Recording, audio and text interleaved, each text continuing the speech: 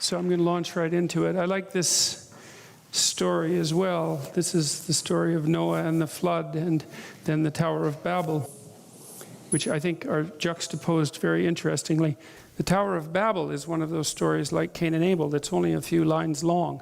It's like a fragment in some sense, although the story of Noah is quite a well-developed narrative.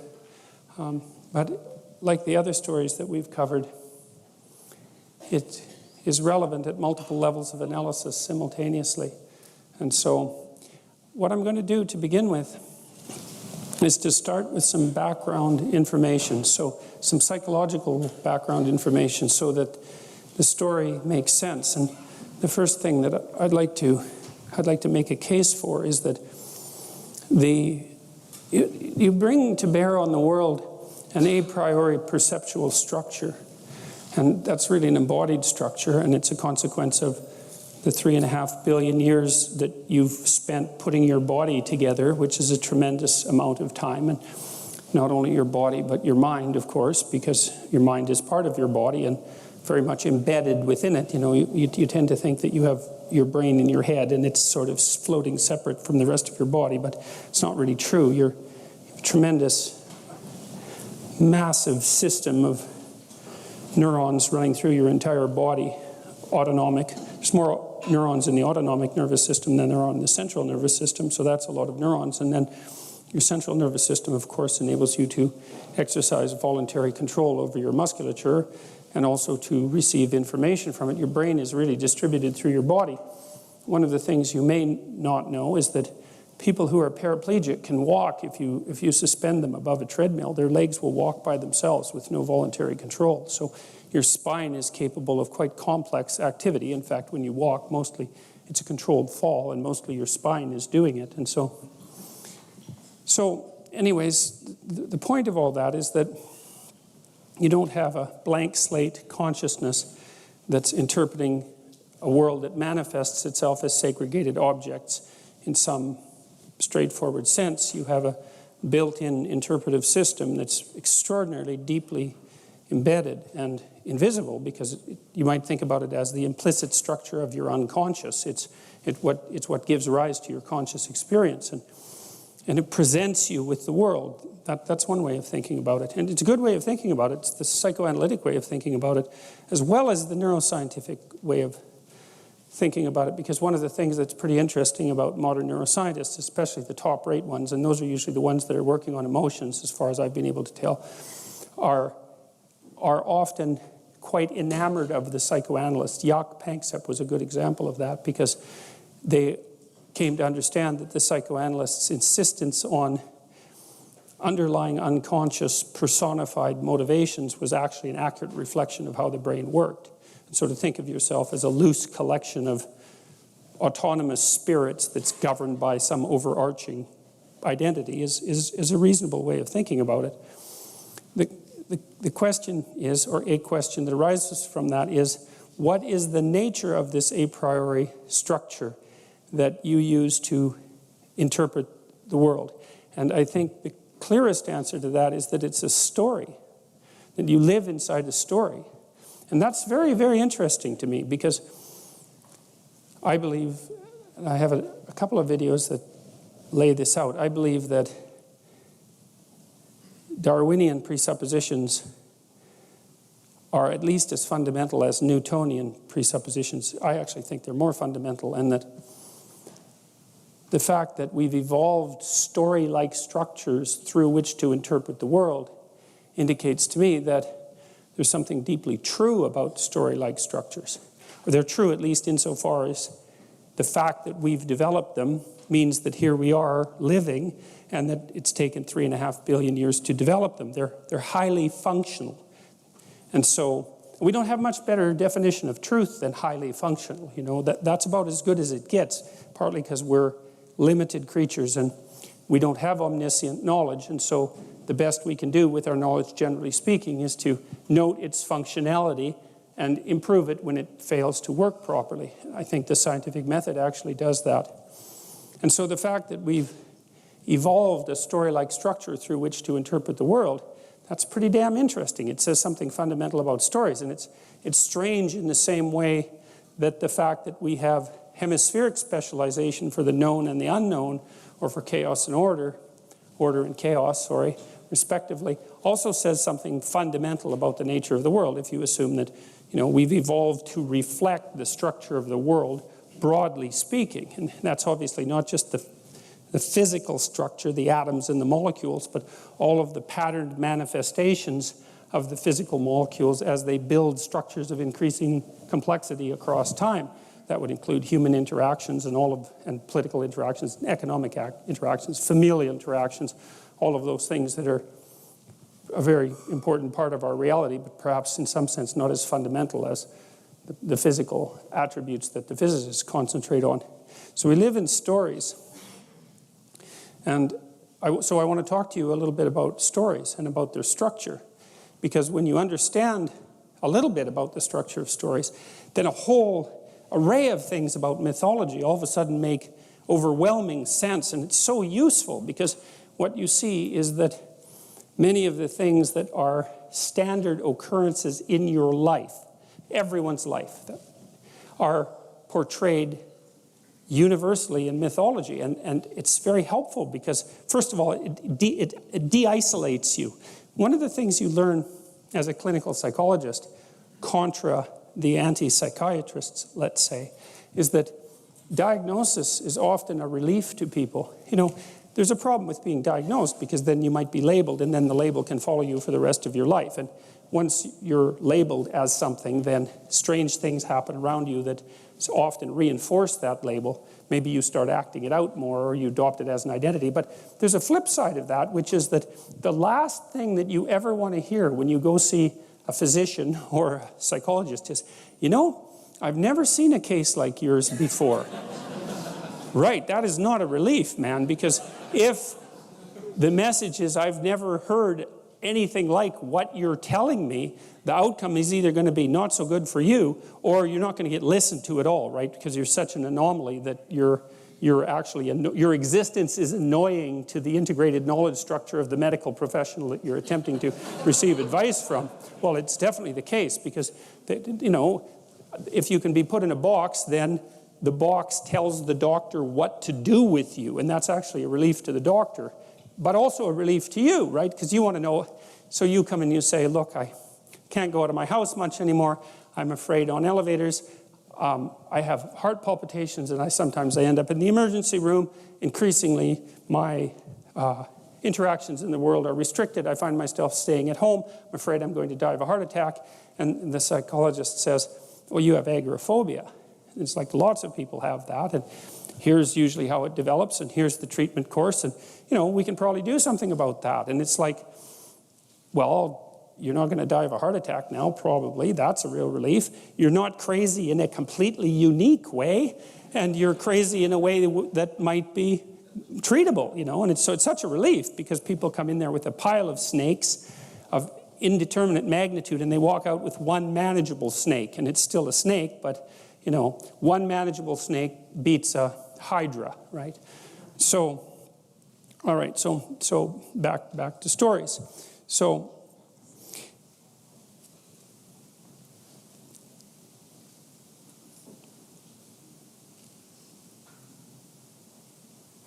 the stories that we tell and that we live in are fundamentally ways that we deal with the complexity of the world.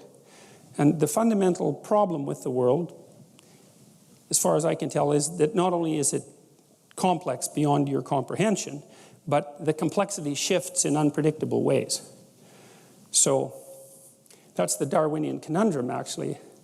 That's why Darwinism seems to be a practical necessity with regards to the continuation of life, because the complexity changes unpredictably, you can't necessarily tell what's going to work in the future. And so the Darwinian process solves that by generating quasi-random variations and letting whichever one by happenstance happens to work in that environment survive. Now, it's not random precisely because the underlying structure is conserved. It's very rare that a child would be born with an extra arm or something like that. And like the skeletal structure that you inhabit is shared by animals going way, way back in evolutionary history. There's a lot of conservation in the evolutionary process, so there's variation within conservation. Like music, it's a good way of thinking about it. So the stories that we tell have exactly the same structure. They have this core element with variations. And so, all right, I'll turn to the stories. And so the first problem, as I mentioned, is a complexity problem. Things are just too complicated to get a handle on. And that actually has serious consequences, because what happens to everyone eventually is that their lives become so complicated that they die. So, and many terrible things can happen to you on the way to dying as well that are complexity related, right? You can develop a serious illness that you can't get a handle on. You can hit an impasse in your relationship that you cannot get past and see no way out of. That happens to people quite frequently. People who are suicidal, for example, they often feel like they've been backed into a corner, that they have no options. They have no good options. No matter which way they turn, there's something terrible to face, and they can't see any way out of it. And sometimes that's more true than you'd like to think, because we also tend to like to think that people's problems are primarily psychological, but they're not. And that's one thing you learn quite rapidly as a clinician, is that most of the time people don't come to you because they have mental illness. They come to you because they have a complexity management problem. Their lives have got out of hand on them, and they don't know how to get them back under control. And so all sorts of things can do that. And then, of course, that can make you anxious or depressed. It can trigger all sorts of illnesses. But the fundamental problem is still that things have got beyond you. And that actually has a psychophysiological cost that isn't merely psychological. You have a limited amount of capacity from a resource perspective to deal with emergent complexity. There's just not enough of you. You'll exhaust your psychophysiological resources if you get into a situation that's too complex. Well, that's what the idea of chaos represents. It represents that underlying complexity that can manifest itself at any time. And it can manifest itself, for example, if you wake up in the morning and you feel an ache of some sort, and perhaps it's nothing, and you ignore it, but it gets worse, and you end up going to the hospital, and you find out, perhaps, for example, that you have pancreatic cancer, and you're going to live for 6 months, and that's the end of that. And so it's at that moment that you break through the thin ice that everyone walks on, and you see what's underneath. And what's underneath is the ineradicable complexity of life. And that's chaos. And now, it's taken people a long, long time to get a grip on this conceptual, what would you call it? Conceptual schema. And human beings have done it mostly with image and story before they've been able to do it in any articulated manner. And so there are a set of images that represent this underlying chaos. And one of them is the dragon of chaos, precisely that. And that's the dragon that the hero goes out to confront. That's the symbol of the unknown. It's the thing that lurks underneath. It's the thing that also guards treasure, because in the unknown there's possibility. Also the water that was there that we talked about in the Mesopotamian creation myth, the water that's there at the beginning, both the salt and the fresh water, is often a symbol of pre-cosmogonic chaos. Often people have dreams, for example. Some of you have had this dream, I suspect. You'll dream that you're in a house that you know well, and all of a sudden you discover a new room, or a set of new rooms, or maybe a set of rooms in the basement. And often the rooms are not well organized, and they're full of water. Those are very common things. And what that means is that you've broken through the constraints of your conscious self-understanding to a new domain of possibility, but a new domain that needs a tremendous amount of work. It says, well, here's a new part of you, but it's not well developed. It's flooded. It's flooded with chaos, essentially. And it's water, I think, partly because chaos is not only what you fall into when you're not expecting it, but it's also the unknown that you confront forthrightly and generate new things out of. And water is a symbol of life, especially in the desert. And of course, life is dependent on water. And so water is a natural symbol to utilize when you're talking about something that's life-giving but also potentially deadly. Because a little bit of water, well, that's a drink, but a lot of water, that's a shipwreck, right? And so, and those are the extremes. Now, there are accounts that are sort of subtexts in Genesis and elsewhere in the Old Testament of God conquering a great monster, Leviathan, or Behemoth, that has these sort of serpentine elements, and making the world as a consequence of that conflict. So there's this idea that the world-creating force, which we've talked about as the logos, is the thing that continually confronts chaos, and that one way of thinking about chaos is as a predatory reptilian monster, and often one that lives in the depths or perhaps underwater. And part of that, I think, is because we actually use our predator detection circuit to do this sort of precognitive processing. And so the notion fundamentally is anything that threatens you instantaneously is something that your predator detection circuit should be working with. It's fast. It's fast. It's low resolution. It doesn't have a lot of ideas, but it's really, really fast. And that also accounts for our capability and tendency to very rapidly treat people who upset our conceptual structures as enemies of the predatory variety. We can fall into that in no time flat, because it's the archetype. If something comes along to knock you for a loop, it's a shark, it's something that lurks under the water, it's something that'll pull you down, it's an enemy. And you should get prepared. And that's a reasonable defensive strategy, even though it also has its dangers and can sometimes be wrong. So the landscape within which we have to erect our stories is fundamentally one of an overarching chaos, a chaos that exceeds our capacity to comprehend in any sense, individually, familial, socially, economically. We're always threatened by the collapse of the structures that we inhabit constantly. We have to work. Well, it's like you own a house, you know. How much time do you spend maintaining a house?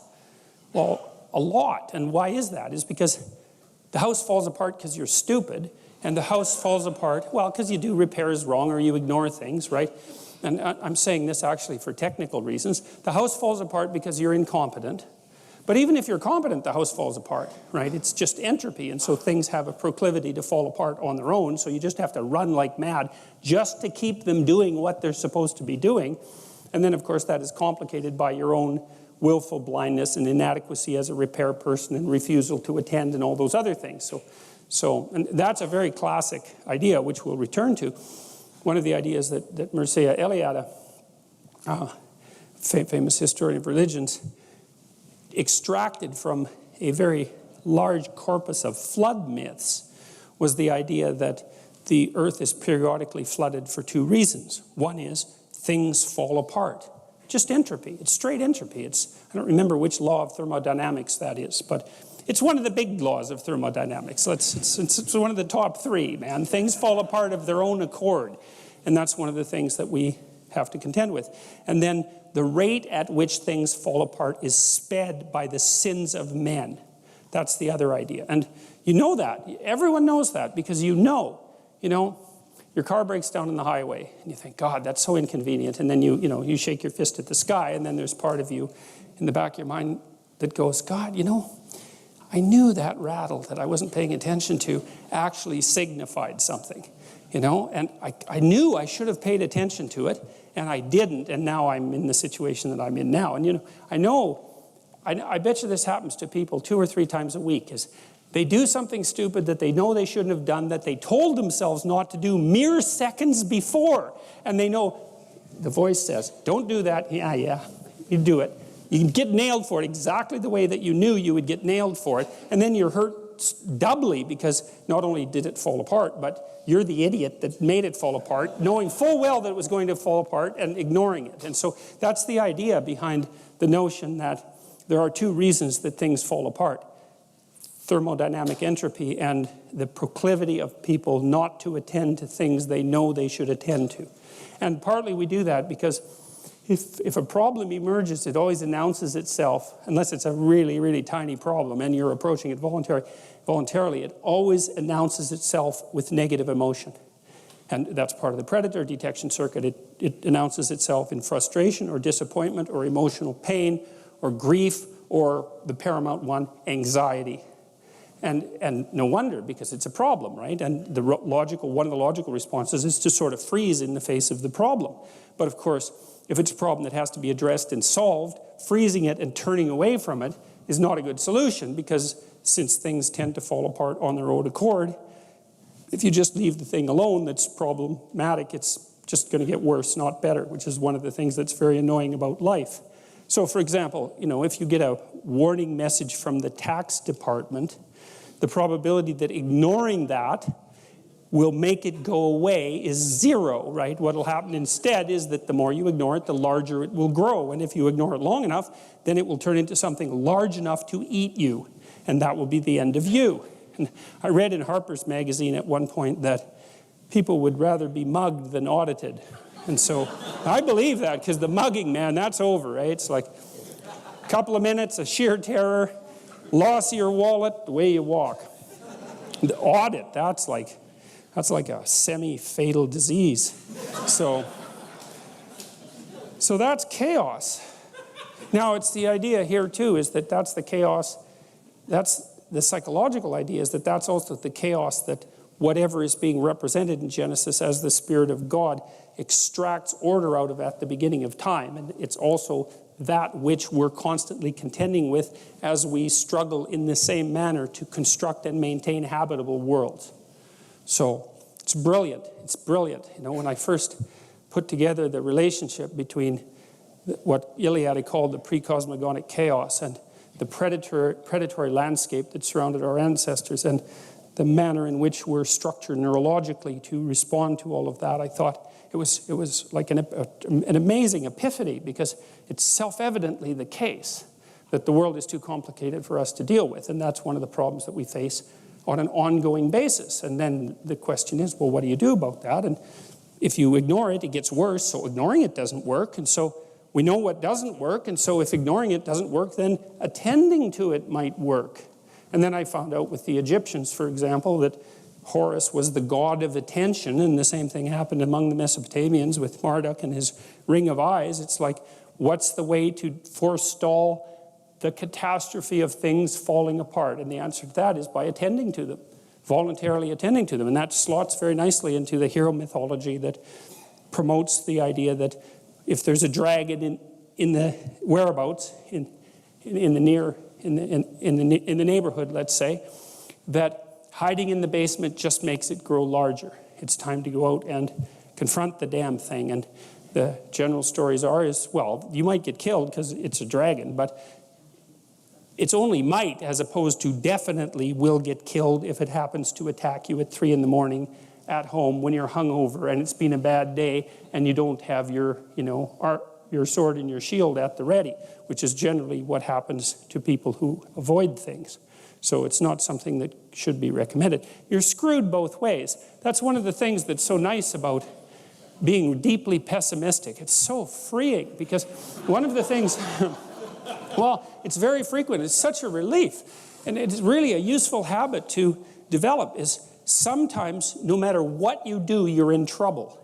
And that's a relief, because then you can stop scrabbling around for the way out. There's no way out, man.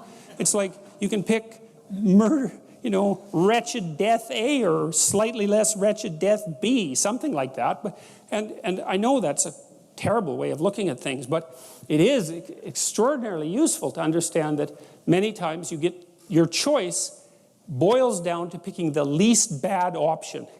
And if that's all you can do, if that's how life is revealing itself to you, it's like, well, more power to you. The least bad option, that's the best you can do. And it's good enough, especially compared to the alternative, which is the most bad option. So, all right, now, so the fundamental reality of things is complexity beyond comprehension. And then the question is, well, how is it that you manage that? And partly you manage that, and this is where the image of the patriarchal order comes in the positive manner, I might point out, because in the absence of patriarchal structure, for lack of a better lexicon, there's nothing but chaos. And I wouldn't recommend chaos because there's a lot of it, and there isn't that much of you. And if you think you can handle it without an a priori structure and without a sociological structure surrounding you, then you don't know anything at all about human beings. Because one of the things I've noticed, for example, is that it's unbelievable the degree to which our sanity depends on a functioning sociological structure. And here's why. Well, first of all, you kind of need to know what to do every day. You have to have a routine, because you're an animal, you know. And, you know, if you have a dog or a cat, dogs are a really good example of this. Dogs like routine. They like to be walked the number of times a day that they're supposed to be walked, and they get quite sick very rapidly if you don't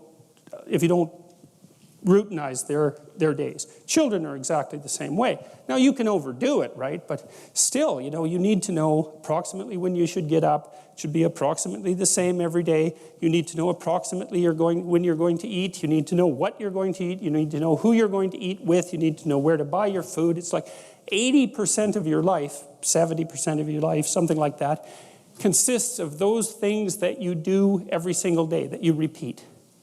And those are often the things that people think about as the trivial elements of their life. But one of the things I would like to point out to you, if you do the mathematics, I did this with a client of mine who was having a hard time putting his child to bed. They were having a fight every night. And I knew by that time, the studies indicate that most parents only spend 20 minutes per day of one-on-one time with their child.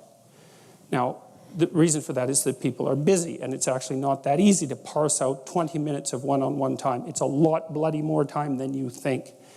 But that's all there is, 20 minutes. And he's spending like 40 minutes a day fighting with this kid, trying to get the kid to go to bed. And that's not very entertaining. You know, you think, well, it's just having a scrap with the kid about going to bed. But it's no. If it happens every day, it's a catastrophe. So you do the math. So we'll say 5 hours a week for the sake of argument, just to keep it simple. It's 20 hours a month. It's 240 hours a year. That's 6 40-hour work weeks. So that guy was basically spending a month and a half of work weeks doing absolutely nothing but having a wretched time fighting with his son, trying to get him to go to bed. Horrible, right? That's just way too much time to spend doing something like that if you want to actually have a positive relationship with someone, because it's just too punishing. And so you need structure, you need predictability, and you need more of it than you think, just to keep you sane.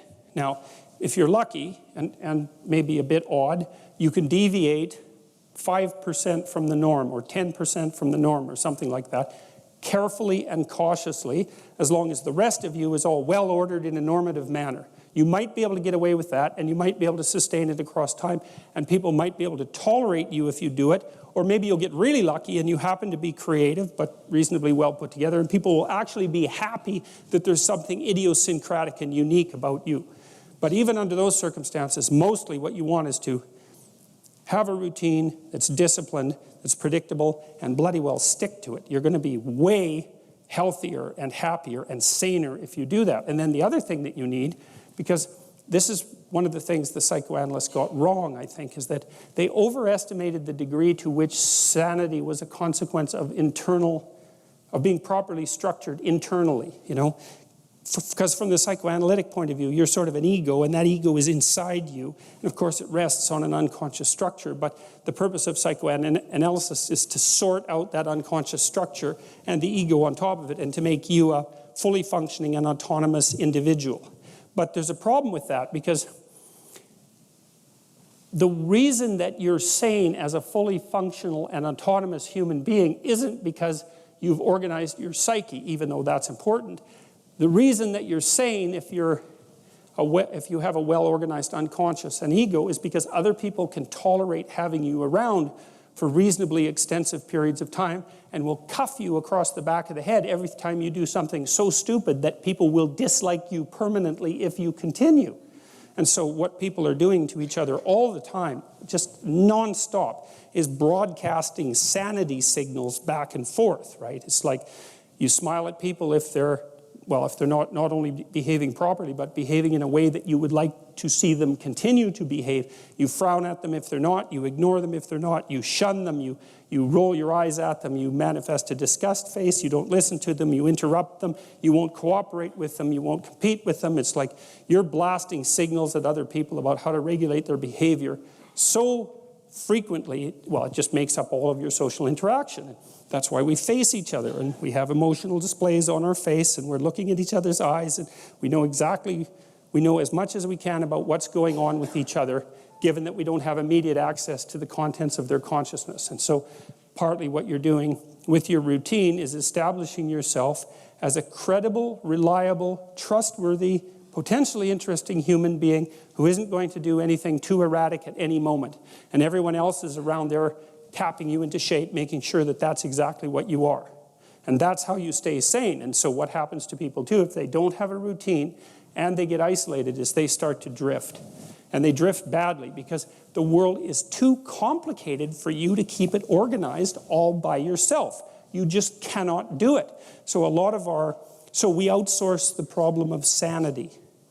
And it's very intelligent that we outsource the problem of sanity, because sanity is an impossibly complex problem. And so the way that we manage the incredibly complex problem is we have a very large number of brains working simultaneously on the problem all the time. It's like a stock market for sanity. And it's partly, and I use that definition with purpose, because the stock market does the same kind of impossible thing, right? Because it tries to price things, which is impossible. How many things are there? Like 1 billion. How in the world do you decide what the price is? You can't decide what the price is. That's why you have a stock market.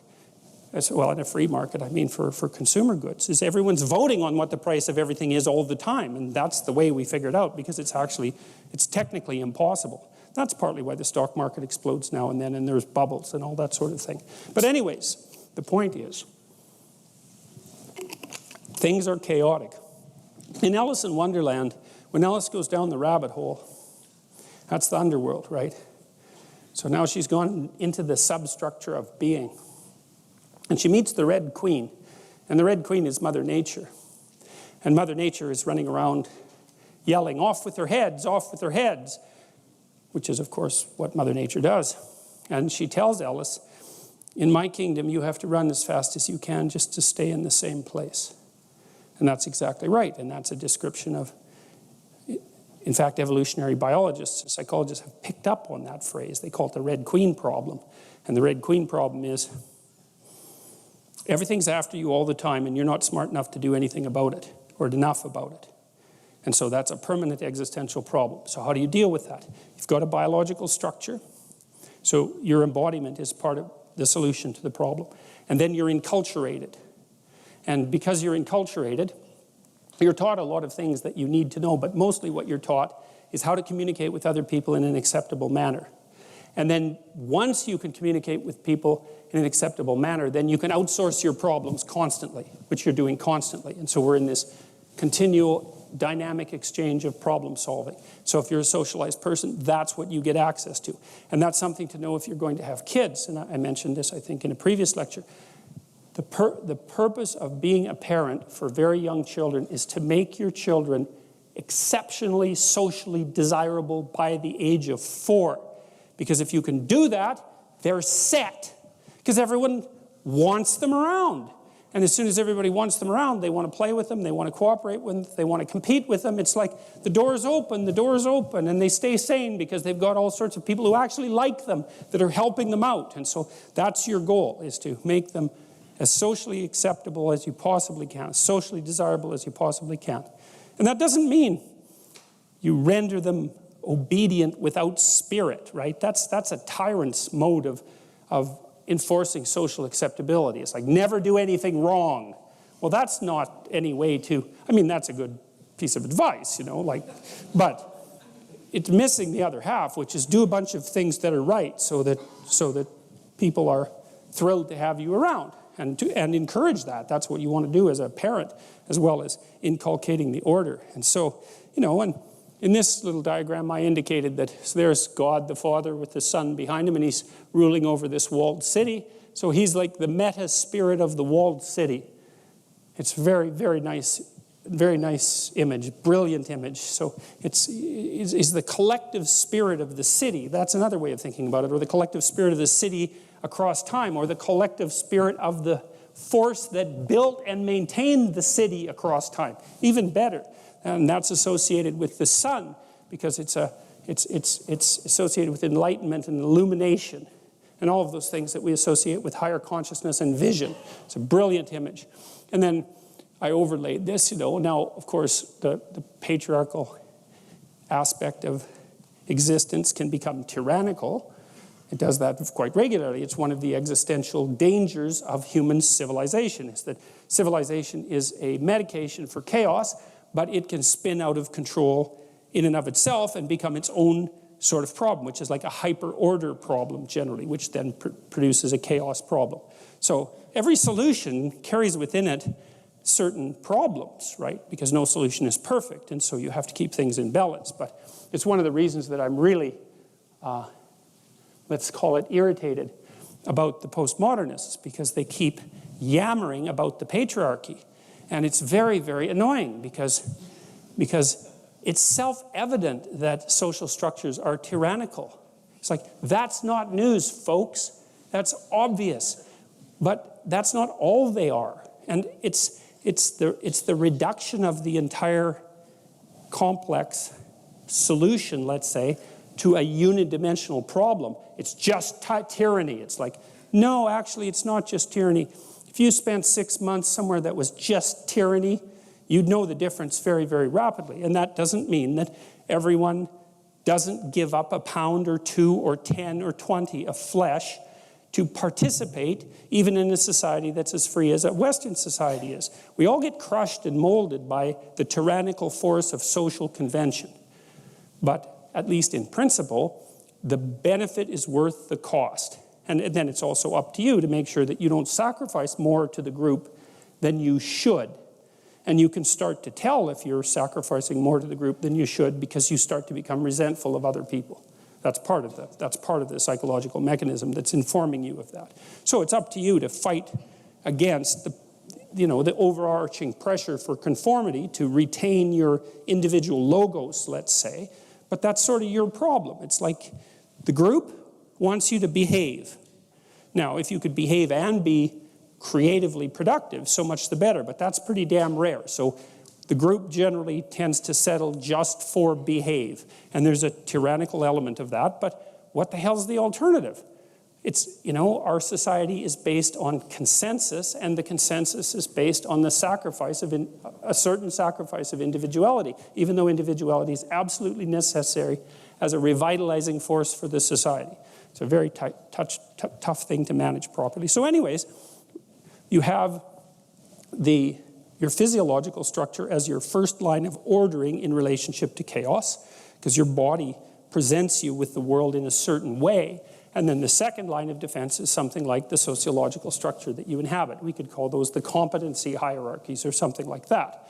And thank God for them, because, maybe you're going to be able to specialize in 1 or 2 things in your life, or 5 things, but there's 300 things you need to know. And if it's just you, you'll be doing your genius level mathematics while your bathtub is leaking all over your bathroom floor, and that's not so good. So you can call a plumber, and hooray for that. So, we tend to cooperate to keep chaos under control, and we tend to cooperate to keep order under control, and that's the political dialogue, right? We maintain the culture to keep chaos under control, and we balance the culture out properly to keep the culture under control. And that way we get to live reasonably peacefully, reasonably productively, for a reasonable amount of time. And that's the best that we can do.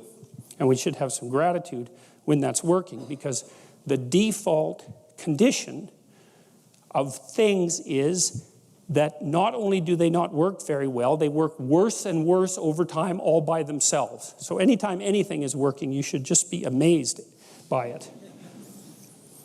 All right, so what does the frame look like? Well, I think it looks something like this, and this is, as far as I can tell, this is the bare bones of a variety of things. It's a bare bones story. It's a bare bone conceptual framework. It's a bare bone design, to speak in Heideggerian terms, it's the bare bones world that you live in. You're always in one of these worlds. There's no getting out of them. You can move from one to another, but you're always in a world like this. And so this is the world that you're in. You're somewhere, because you have to be somewhere. Now, you might not know where that is, which means that the somewhere that you are is chaotic, in which case you need to go over your past in great detail and figure out where you are. It's like you're lost, right? You're lost, and the problem with being lost is when you're lost, you don't know where to go, and the problem with not knowing where to go is there's a million places that you could go, and a million places is too many places for you to go without dying. So being lost is not good. So you need to know where you are. One of the things that we built online, my partners and I, is this program called Past Authoring that helps people lay out the narrative of their past, to identify, to break their life down into 6 stages, epochs we call them, and then to identify the emotionally significant moments in each epoch and to write them out. What happened negatively, what happened positively, what the consequences were, what you derived from it, perhaps what you could have done differently, perhaps what you learned from it, all of that, so that you can narrow in, zero in on determining precisely where it is that you are right now. And people are often loath to do that because they actually don't want to know, because they'd rather be spread out in a sort of half-blind manner in the fog, hoping that the place that they're at is better than it really is, and deluding themselves by remaining vague, than to figure out, I'm right here, right now, with these specific problems. But it's actually better to do that, because if you have a set of specific problems, and you've really narrowed them down and really specified them, then you can probably start fixing them, and you can start fixing them in micro ways, bit by bit. But there's no way you can do that without knowing where you are. It's impossible. And you can kind of tell if you don't know where you are. It's quite straightforward. If you are haunted by reveries of the past, for events that are older than approximately 18 months, if they continue to come up in your mind over and over, in your dreams over and over, you haven't extracted the world out from your past experiences. The potential is still trapped in the past. And to confront the potential means to confront the dragon of the past. And of course, that's terrifying, and it can seriously be terrifying. So for example, maybe you're vague and ill-formed and ill-defined because you were abused very badly when you were a child, 4 years old, something like that. And maybe you were abused by a family member, because that's generally who does the abusing. And so that just makes it worse. And then what that means is that you've had an implicit encounter with malevolent evil. You've had a direct encounter with malevolent evil, but you have an implicit hypothesis of malevolent evil that's plaguing you. It's still there. It's trapped in the memories, right? It's trapped in the representational structure. And as an adult, you're now faced with the necessity of articulating that fully before you have any chance whatsoever of freeing yourself from it. And so that's no joke. Lots of times people have to go into the past. That's what the psychoanalysts do. And say, look, here is something came along and just bloody well knocked me over. And it isn't even that I repressed it, which I think was, well, we won't talk about Freud's errors because Freud was a genius, so we'll just leave him alone. But sometimes it's not repression, it's just that terrible things happen to people at such a young age that there isn't a bloody chance in hell that they can figure out why they happened or what to do with them or what they mean. And then you can carry that with you, and you carry it with you.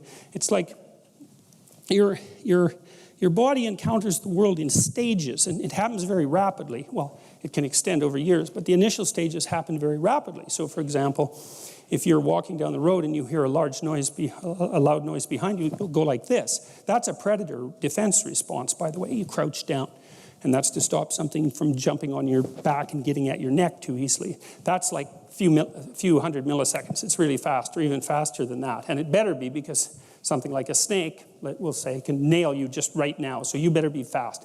But it's low resolution. It's like danger snake, something like that, or danger predatory cat. It's that fast. And then you can unravel that and categorize it, but that takes time.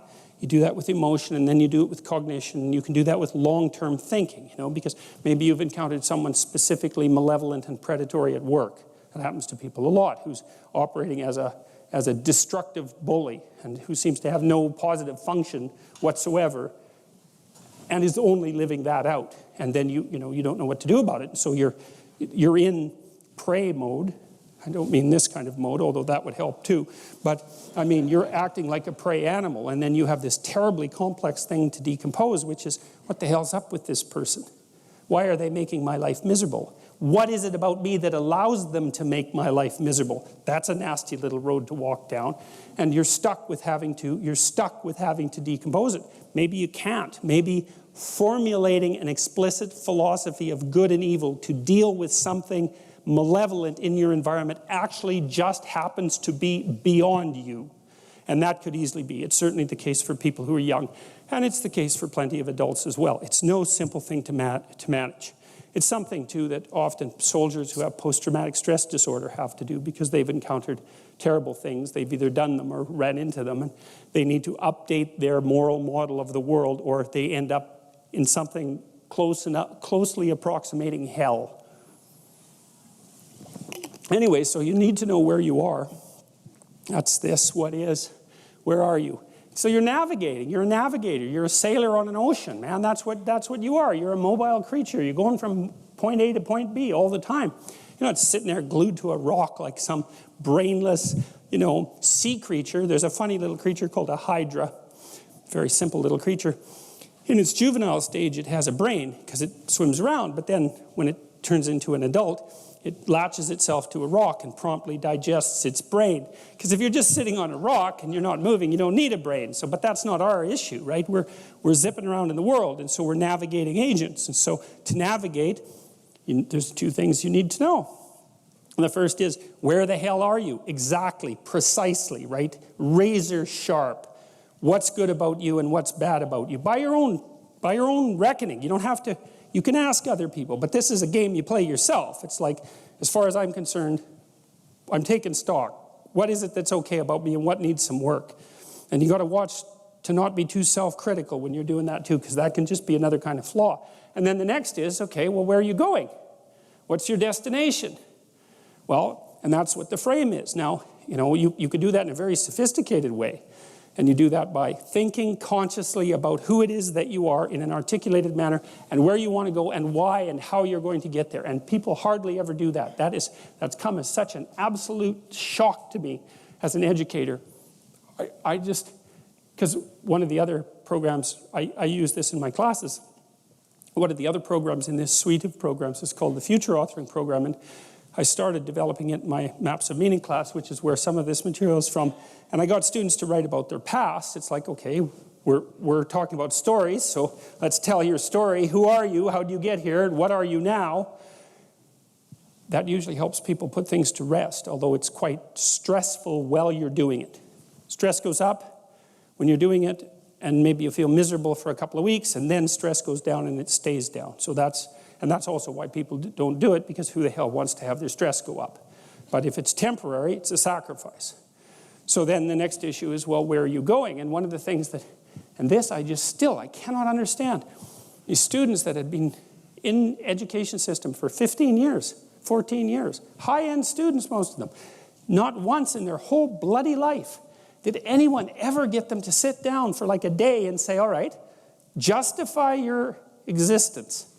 Like, well, seriously, it's like here you are in university, you're taking a bunch of courses, you've got some sort of vague career plan. It's like, defend the damn thing a bit, since you're going to go live it and everything. You're staking everything on it. It's like, what's your damn plan? And why are you so convinced that it's not the plan of a babbling fool? Because if you haven't thought about it, then it is. And if you really want to go out there and live that out, one of the things Carl Jung said was that you're in a story, whether you know it or not. And then he made two nice comments about that. If it's someone else's story, you're probably going to get a bit part. And it might not be the one you want. And if it's a story that you don't know, it might be one with a really bad ending. Or maybe it's just bad, period, with a worse ending. And if you don't know what the story that you're living out is, maybe that's the one. Maybe you got that from your mother, you got it from your grandmother, you got it from your aunt, or God only knows where you picked it up, because you pick up things like mad, because that's what human beings are like. So maybe you're living a malevolent tragedy unconsciously. And then one thing you might ask yourself is, Well, how wretched and miserable is your life? Let's add futile to that. How wretched, miserable, and futile is your life? And you might say, well, yeah, 70% on each count. It's like, then you're probably unconsciously living out a malevolent tragedy. And maybe that's not for the best. Oh, it's either that or the whole universe hates you, right? Or 70% hates you, you know. So anyways, you know, we got students to start writing in detail about not what they wanted. It's not a career thing. Because that's the closest people usually get, is they have a career plan. It's like, no, it's not a career plan. That's peripheral. Important, but peripheral. It's like, all right, you got 3 years, man. You're going to live them anyways. Devote those 3 years to setting the world up around you so that it's the best it could possibly be for you. As if you were taking care of yourself, as if you cared for yourself. Well, what would that look like? You know, let's say, just for the sake of argument, if you figured out where you were, that you could have what would be best for you. Well, what is that? I bet you never asked. People don't ask. And so life comes at them like random snakes, and they sort of fend them off. And life goes by, and things don't work out the way people expected them to. But a huge part of that is they didn't know where they were because they wouldn't look or didn't know that they should look. Ignorance and willful blindness, right? Two great catastrophes. And they never figured out where they wanted to go or why. Now, there's a problem with figuring out where you want to go. And the problem is that you make your conditions for failure clear to yourself. And people don't like that. So if you keep yourself in the fog, then you can't tell when you screwed up. Now, that isn't so good because you're still screwing up. You're just too blind, self-blind to notice. Although in the short term, that's less painful. If you make your criteria for success razor sharp, then you know every time you screw up. But that's great because then you could fix it. You could either repair the behavioral inadequacy or the conceptual inadequacy that you're using as a tool in that situation, or maybe you could adjust your damn plan. Either way, you can fix it. And so, okay, so you're living in one of these bloody things, and you might as well, it seems to me, you might as well make it the best one you could live in because you don't have anything better to do. Now, if you don't do that, if you don't do it consciously, and this is what the psychoanalysts pointed out, is that you have innumerable quasi-autonomous subsystems that make you up that will generate stories impulsively, and you'll just act them out. And you know that because you watch yourself over 2 weeks and you think, Jesus, I did a lot of stupid things in the last 2 weeks. And you think, why? And it's because you're a collection of somewhat random quasi-autonomous personality units, and lacking a leader, they're just going to fire off whenever they want. You know, first you're hungry, then you're thirsty, then you want to go to bed with your wife, you know, then you want to sleep in, then you want to tell your boss off, then you want to curse at the guy that cuts you off in traffic. It's like, you're kind of like a 2-year-old. You know, just it's one emotional frame after another vying for dominance. There's no overarching hierarchy, and there's no king at the top. And so, you know, we already talked about pyramids of competence, and what's supposed to be at the top is you want to bring all those things together. We understand this neurologically. I'll show you some of that in a little bit. We understand this neurologically, how this maps in some sense right onto the neural structure of your being. You want to put something in control. And the thing that you should put in control is the bloody thing that pays attention and learns, right? Everything else in the hierarchy should be subordinate to the thing that pays attention and learns. And you could think, well, that's the message of the idea of logos. That's for sure, because logos is partly attention and partly communication. And you learn a lot by communicating with others. Okay, so you need to know where you are. Just like your GPS, which is about the closest thing we have to an intelligent cybernetic system. Those GPSs in your cars, those bloody things are pretty smart because they know where you are, they know where you're going, and if you go off course, they recalculate your route. It's like those things are damn near alive. That's so close to intelligence. And you can tell that because they act intelligently. They solve problems continually. So you need, and this is a cybernetic model, by the way, and cybernetic models were the models on which the GPS systems were based, so it's not accidental.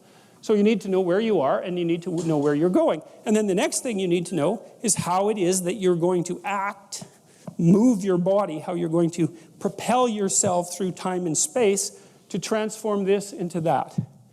And so, okay, and then we can make that a little bit more complex because it's a bit too simple. So we'll do this. So it isn't exactly that you live in one of these. It's that you live in a nested hierarchy of these. And you could think of this as your own internal patriarchy. That's a good way of thinking about it. And maybe it could be a tyrant, or maybe it could be something that gives you security and functional autonomy, and hopefully that's the one you go for. But it's a battle, you know, because a little bit of tyranny exists in everyone. And so, so at the very highest level of analysis, so that would be the overarching story. Maybe you think, I'd like to be a good person, or a successful person, or famous person. I think good's probably better, because you can come up with the definition of good if you want, as long as it doesn't annoy other people too badly. Because they'll just get in your way, and that won't be helpful. So you have to negotiate it. But let's say you're a good person. That's sort of the story at the top of the hierarchy. And then you could decompose that into your primary roles. Maybe you're a good parent, maybe you're a good employer, or maybe you're a good employee, maybe you're a good sibling, maybe you're a good child. You know, those are major roles that you have in your life. And so you'd say that what good person is what's good about you across all those roles. So it's a higher order abstraction from something more concrete. And then you can take the role good parent, and you can say, well, what is it that constitutes a good parent? And you might say, well, a good parent, this isn't exhaustive, obviously. A good parent has a good job and takes care of his or her family. And then you might say, well, what does it mean to take care of your family? And then you might say, well, you know, you can cook the odd meal, not too odd, hopefully. You can cook the odd meal, and you can play with the baby. And then you might say, well, how do you play with a baby? And then you might say, well, you play peekaboo with the baby, or you tickle the baby. Okay, well, there's a cool shift there, because this is all articulated and conceptual, right? Right down to this level, and then all of a sudden it's your body. Because how do you play peekaboo with a baby? You don't like have a chat about how you play peekaboo with a baby, right? You go like this. It's quite fun. You could even do it with older people. They even smile about it, right? It's Dad's gone, and the baby's all shocked to death about that. Where'd he go? Oh, look, he's back. You know, the baby is playing with the reliability of the world, so it's a real intense game for a baby. It's like, oh no, Dad's gone. Oh, look, he showed up again. Oh no, he's gone. And then Dad's smiling to indicate that those brief flashes into non-existence aren't existentially terrifying beyond capacity, right? And so, but the point is that if you're playing peekaboo with a baby, you're not thinking anymore. It's not in the realm of articulation or abstraction. It's actually something that you're doing with your body. And so to me, this is a nice multi-stage solution to the mind-body problem, because what happens is at the higher order of abstraction, it's articulated and conceptual. But if you decompose it sufficiently, you end up with an actual action, and the action involves the movement of musculature. It's not something conceptual. And one of the things that's really cool about this hierarchy is that it has educational lessons. So one of the things you want to do if you're trying to teach someone something, even yourself, is you want to specify the thing that needs to be doing at the highest resolution possible level. So I'll give you just a brief example. So let's say, I may be repeating this, but it doesn't matter. Say you've got a 3-year-old kid, and their room is chaos, right? There's monsters are going to be coming out under the bed in no time flat, unless that room gets some order in it. And so you tell the kid, clean up the room. You know, it's a mess. And you leave and you come back, and the kid's like throwing Legos everywhere. They're not cleaning up. And then you think, that's a bad kid. That's a bad theory, eh? Because you're going right from here to here. And if you want to have a good fight with someone and destroy them, then that's what you do. You don't bother with the subtleties down here. You just go right for the jugular. It's like you're a bad, stupid kid. You've always been that way. You're hopeless. There's not a chance of teaching you anything, right? And that way you can nail the past, the present, and the future all in the same insult. You've always been a terrible person. There's no teaching you, and your future's going to be exactly the same way. Then the only thing the person can do, if you do that to them, is hit you. Because that's it. There's no There's no coming back from that. You've boxed them completely in. So if you want to have a really unproductive argument, you go right for this. Past, present, and future, you're not a good person. Demolish their entire conceptual structure and expose them completely naked to chaos. It's like, great, you won the argument. It's not a good thing to do to your long-term partner, let's say, unless you want them terrified out of their skull and characterized, and their attitude towards you characterized by non-stop extreme resentment. It's probably not going to do your love life a hell of a lot of good, for example. So with the 3-year-old, maybe what you do is you say, you pick the level of analysis at which they're actually functioning, and you say, and this is something you can do if you pay attention to a kid, and lots of people won't pay attention to children because they're terrified of them. They're terrified that they'll do something wrong with them, or that the kid won't like them or some damn thing. It's like, all you have to do to get a kid to like you is pay attention to the kid for like 2 seconds, and the kid will instantly like you, because attention is it's the ultimate currency for children, right? They need adult attention because adults know way more than kids, and so they love attention. All you have to do is pay attention to them, and they will like you instantly. So you tell the kid, you see that teddy bear? The kid goes, yes. Then you've established that the child has mastered the art of perceiving a teddy bear. Because they can say, yes, it's a complicated thing, man. It's like a 6-month-old isn't going to do that. 3-month-old has got the whole teddy bear identification subroutine automatized. So, teddy bear, yes. Can you pick it up? Yes. Pat, pat, pat. Good work. Do you see the hole on that shelf? Yes. Can you put the teddy bear in that hole? Yes. Go over and do that. Pat, pat, pat. Great. Okay, now we'll do thing number 2, thing number 3. So you're building up the micro routines of cleaning up the room from the bottom up, right? You're building it into their body because you're starting with the things they've already automatized and building upwards towards abstraction. And so once the kid has all the micro routines down, and maybe there's I don't know, how many micro routines are there to clean up your room?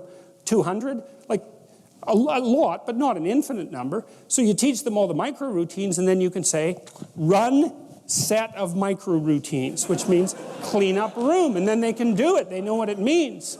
So, but you do the building from the bottom up. And lots of times when you're arguing with someone that you live with and hypothetically love, although those two things are hard to get together in the same relationship, what you want to do is assume stupidity before you assume total malevolence. That's a good rule of thumb for establishing peace. So maybe if your partner won't do something, well, maybe there's something going on up here, but you might want to assume to begin with that they actually just don't know how to do it, and you need to decompose it. So maybe there's a way you want to be greeted when you come home, because you're going to come home every day probably, and maybe that's a 5-minute interaction or a 10-minute interaction. So that's an hour a week or 4 hours a month or 50 hours a year or 1 solid work week of coming home interactions, right? All you have to do is get 50 interactions like that right, and you've got your relationship sorted out. That's something that's really worth thinking about, because that's it. You just don't have that much time, right? Get the meals sorted out. That's about 5 hours a day. Get your sleeping time arrangements sorted out, get the fundamental interactions that you repeat with your partner worked out voluntarily and negotiated. You're going to cover 80% of your life that way, and then it can just run as a routine. And that's really helpful. And if you don't do that consciously, especially because our roles have fragmented and most of the traditional roles have disappeared, and so nobody knows who the hell is supposed to do what in the kitchen, for example. So nobody does anything except bitch and fight and make wretched meals or buy fast food or something like that. So, you know, the alternative to that catastrophic failure or continual resentment and fighting is to rebuild the structures from the bottom up using consensus and negotiation. And you can do that. So you can think of that as the patriarchal structure. That's a good one. And I mean, it's partly psychological because these are things you do as a person, but it's also partly political and economic and sociological because while you're doing each of these things, you're also doing them in a way that's socially, hopefully not just socially acceptable, but actually socially desirable. And so that's the decomposition. And the reason that this keeps chaos at bay is because it isn't because your belief systems keep chaos at bay. It's not that abstract. It's that if you do these things right, then terrible things happen to you with less frequency. And that's not it's partly psychological, because maybe you don't fight as much, maybe you're not anxious as much, maybe you're not as depressed, but a lot of it's just practical. If your kid doesn't leave his skateboard on the stairs, then you don't break your neck as often. And that's not just psychological. That's actually a good thing not to break your neck so often. And so this structure isn't merely something that keeps things at bay psychologically. Okay, so here's another look at a hierarchy of narrative, the structure that keeps chaos at bay. And this is maybe the hierarchy that I engage in when I'm writing, and I'm doing all these things at the same time. That's what's cool. Like when I ask a student, what are you doing when you write an essay? It's like, well, that's a hard question, right? It's like, well, you're asked an important question. That's the first thing you should do if you're writing an essay. Then you're paying attention to the words and the phrases and the sentences and the sentence relationship between the sentences within the paragraphs and the paragraph relationships to one another within the essay, and then the essay's relevance to the class and the class's relevance to your life, and like the essay bleeds out across your entire life. And so if I'm writing something, well, obviously at the most highest resolution level of analysis, I'm actually moving my fingers on the keyboard and moving my eyes back and forth on the screen. That's where the mind meets the body. But then I'm trying to formulate a sentence, and so I try to think up a good sentence that's nailing what I am trying to formulate, and then I try to pick it apart. And I do that a bunch of ways. I take the sentence and I put it on another page, and then I write like 10 different variants of the sentence and see if I can get a better variant. And then I try to think of ways that it's a stupid sentence to see if I can, put a pry bar underneath it and loosen it up. And if I can't do anything, if I can't manage that, then I keep the sentence that I've got, and then I do that with 10 sentences in a paragraph, and I make sure the sentences are all arranged properly in the paragraph the same way by rewriting a bunch of different variants of it and trying to get the word right and the phrase right and the sentence right and the sentence order right and the paragraph order right. And I can tell when it's right enough because I can't make it any better.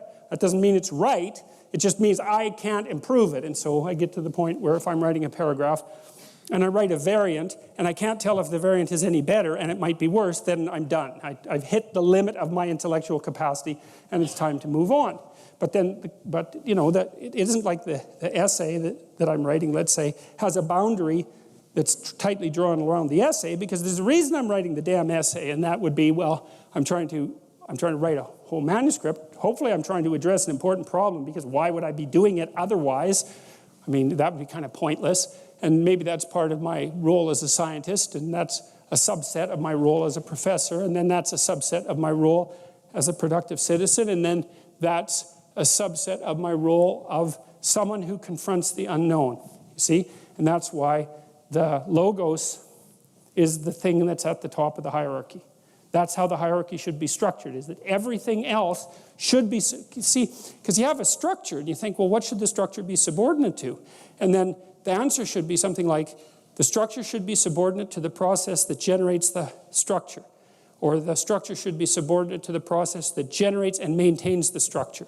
Well, obviously, how could it be any other way? Unless the structure is perfect, in which case you dispense with the thing that generates it and improves it, but then you're a totalitarian. It's like, hey, we got the answer. It's like, no, you don't.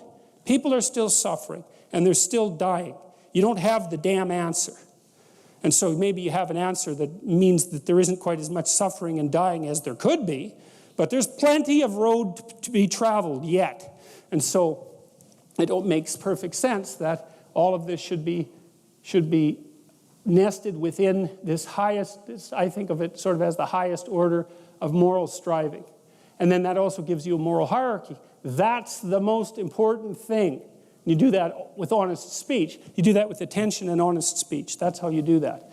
And you don't sacrifice that to any of this, because if you do, then you're hurting your soul. There's this idea in the New Testament that the sin against the Holy Ghost is the one sin that can't be forgiven. No one knows what the hell that means. Maybe it doesn't mean anything. But I think this is what it means, is that because this process generates all this, if you violate that process, then there's no hope for you. Because that's the process by which you improve yourself, and everyone else too, everything else. So if you decide you're not going to engage in that, it's like, well, there's no fixing that because you've blown apart your relationship with the thing that does the fixing. And so, okay, and so that's how you keep chaos at bay. And so part of that is structural, right? Because you know how to do these things. More or less, it's part of your skill set. If you happen to be a writer, you could build one of these for a plumber. It doesn't make any difference, really. Although the outside thing should be the same, which is, I think, partly why in the Judeo-Christian tradition, there's the assumption that people are fundamentally equal before God. And what that means is that, well, they should be nested, everyone, regardless of their particularities as individuals. Their highest order function is that, and they do it in whatever manner they can manage, and that's an extraordinarily valuable, or maybe the most extraordinarily valuable sociological, political, and economic function.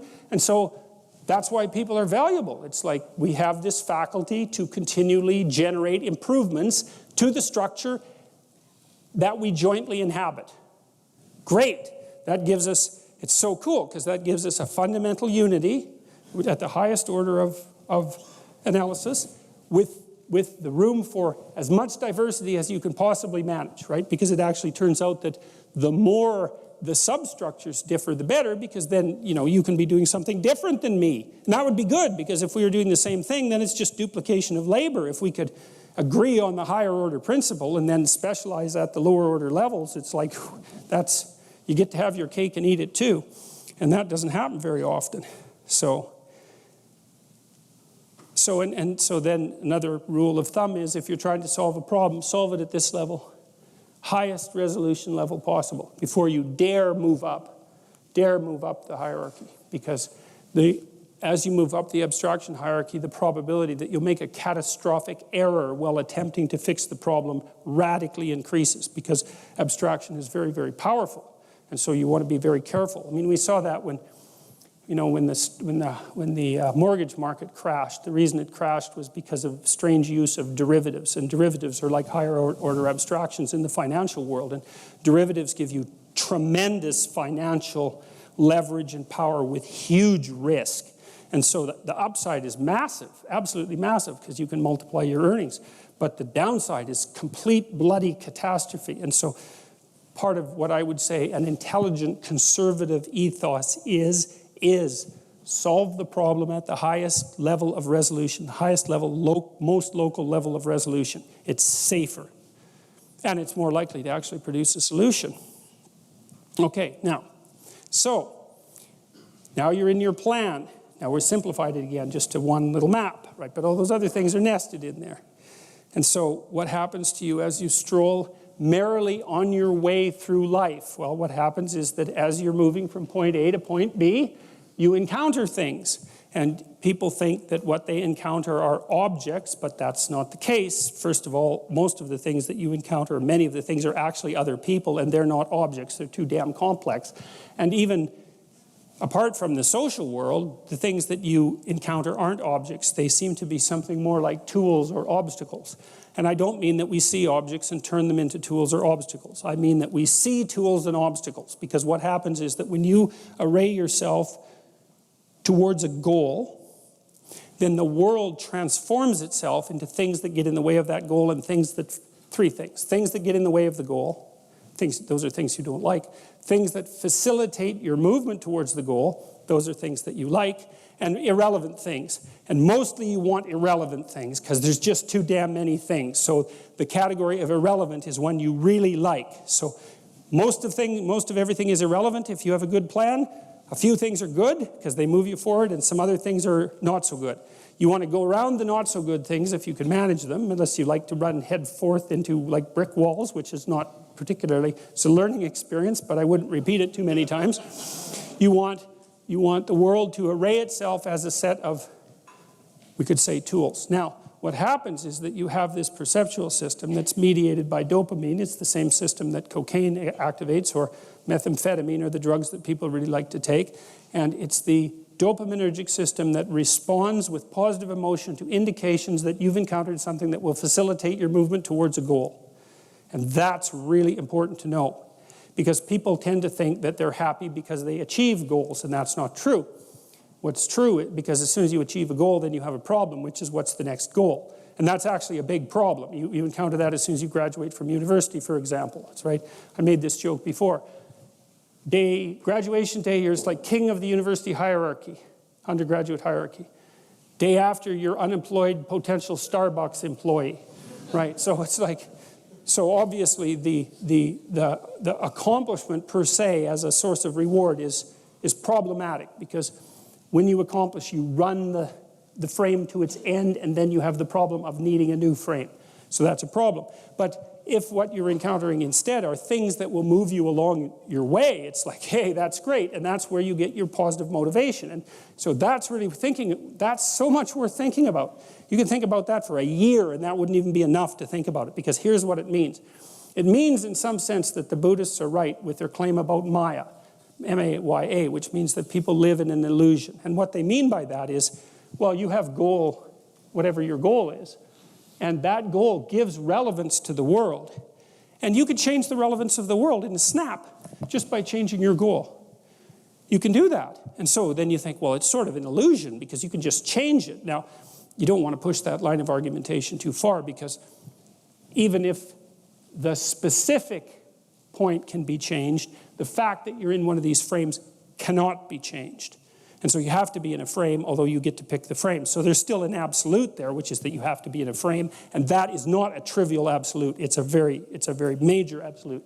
So then you think, okay, all of your positive emotion is going to be experienced in relationship to the goal. Well, then we think, well, you could use some positive emotion. It's a good thing. Positive emotion inhibits anxiety and disappointment and frustration and pain. It does all that. Technically, it does that. That's why a football player with a broken thumb who wants to score a touchdown can go out there and, play the football game, even though it's a kind of an arbitrary goal, right? It's like, really, you're going to go out there and risk your hand to fire a pigskin through some poles? It's like, well, you can say the same sort of cynical thing about most of the things that people do, but you can't say the cynical thing about the fact that they have to do things. So you have a point, you have your aim, you have your ambition, and then that's what turns the world into a potentially positive place. And here's the kicker. This is so cool. The higher the aim, the more the positive emotion. So that's you think, well, why should I bother? Why should I bother doing something lofty and difficult? It's like, because it's worth it. That's why. Because the alternative is stupid suffering. Because because what happens is, you don't need a framework in order to suffer. You can just lay there day after day and suffer, right? That's easy. So that's the default condition. If you don't have a lofty ambition, then you suffer miserably. And the reason for that is life is really complex, short, finite, full of suffering, and beyond you. And so you can just lay there and think about that, and it's horrible. And so that's not helpful. It's just not useful. And so, people often say life is meaningless. It's like, no, it's not. That's wrong. Because if it was meaningless, that'd be easy. You could just sit there and do nothing, and it wouldn't matter, right? It'd be like you were like a lobotomized sheep. It's just irrelevant. But that isn't what happens. When people say that life has no meaning, that isn't what they mean. What they mean is, I'm suffering stupidly and intensely, and I don't know what to do about it. Well, the suffering is meaningful. It's just not the kind of meaning you want. So how do you get out of that? You note the baseline of suffering, which is very, very, very, very high. And then you say to yourself, okay, I need to do something that justifies that. And that's not so easy, because the baseline for suffering is high. If you're going to make something of yourself, let's say, so that it's worthwhile to exist in the world, then you have to aim at something that's so well structured that you can say, yeah, earthquakes, cancer, death of my family, dissolution of my goals, ultimate futility of life, and the heat death of the universe. Hey, It doesn't matter. It's worth it. All right. So now here's another complicating factor. So I said, well, there's three things that you can run into when you're going about your goal. And I would say if you're going to form a goal, if you're going to form a plan, you look about 3 to 5 years out in the future. Because beyond that, you get something called combinatorial explosion. And it means that there's so many variables that you just can't predict. So there's not that much point looking out 20 years. Because like, what the hell do you know about what's going to happen in 20 years? Nothing. 3 years, maybe you can chart a course to 3 years, 5 years, something like that. So that's not a bad segment of time to consider. And then consider what your life would have to be like in order for it to be worthwhile for you. Knowing also what you're going to be like if it isn't worthwhile for you. And what you're going to be like if it isn't worthwhile for you is Cain. That's what you're like, because that's what that story's about. Because Abel's the guy who has a goal and is making the proper sacrifices. And Cain is the person for whom, by his own faults, at least in part, things aren't working out for. And so the default for not doing this is something like building resentment, bitterness, with an underlying, what would you call it? Flavor enhancer of murderous resentment, something like that, which you will act out in the world, which people act out in the world all the time. And it's no wonder, because without this, without something lofty pulling you along, then the baseline is stupid suffering. And you know, if you take a dog and you just chain it in the backyard, you know, and you put a collar on it that's too tight so it chafes all the time and it can't even bark, and you know, there's just dirt around it and it's too goddamn hot out in the sun, and maybe you don't give it enough water, you know, it's not going to be a very happy dog. Its basic condition is misery. Well, the same applies to people. So, all right, so you're on your way to, see, you remember you've all probably watched Pinocchio or know about it. One of the things that happens that's really cool in Pinocchio is that when Geppetto decides that he wants his puppet to be a genuine autonomous being, he wishes upon a star. It's a very strange thing, but everybody just swallows it because we don't notice when we're swallowing things that are completely preposterous. You know, it's this animated puppeteer wishes on a star that his puppet is going to become real, and everybody nods their head and goes, oh yeah, that makes sense. It's like, no, it doesn't. It doesn't make any sense at all, but it doesn't matter. It doesn't make the sort of sense that we normally associate with sense. It makes a kind of meta sense, and everybody understands it. So this is what Geppetto's doing, is he's elevating his eyes above the horizon, so out of the realm of the worldly, let's say, to the transcendent. And the transcendent will say, for all intents and purposes, you can see the transcendent spread above you in the heaven that arches over us. It's close enough for our purposes.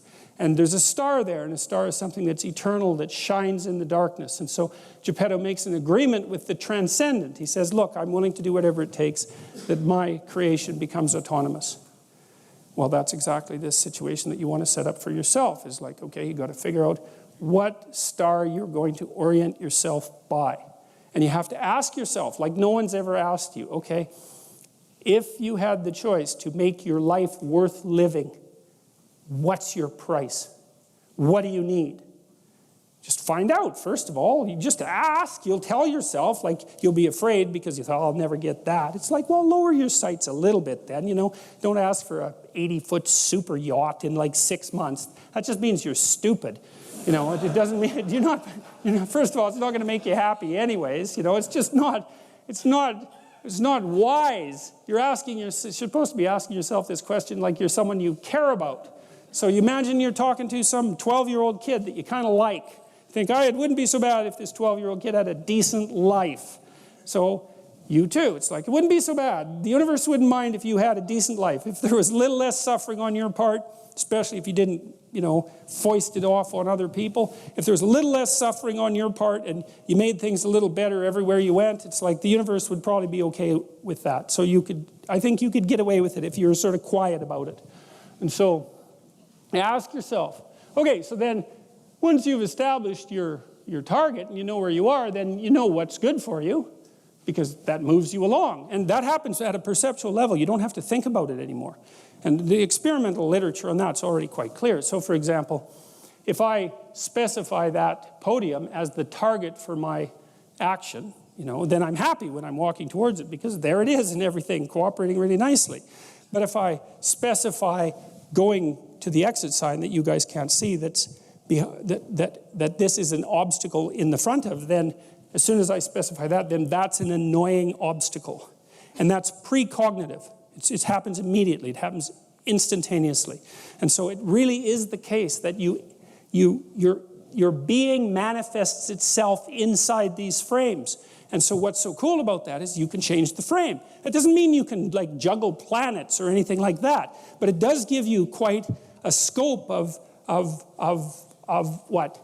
Untrammeled action within the world. And if the frame isn't working out, then you can tweak it, or sometimes you have to make a major adjustment in it, whatever. You don't have to stick to the damn thing like it's the ideology that you're going to die for. It's a tentative plan. It's a work in progress. And that's with the future authoring program, one of the things I recommend for people is that they should do it badly.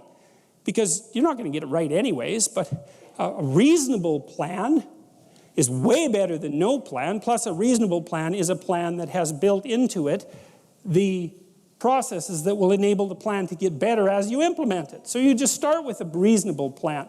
So you don't have to worry about whether it's correct. It's not correct.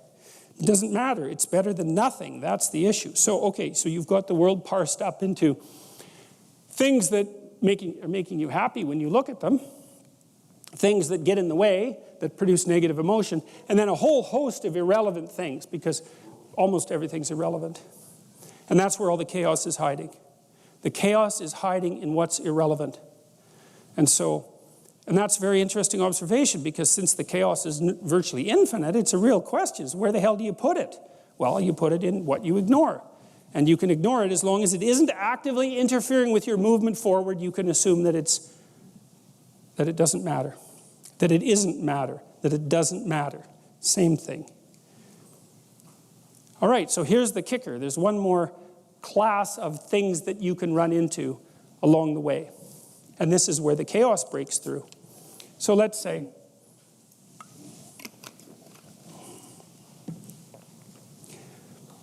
you're moving from point A to point B, and something that you don't expect occurs.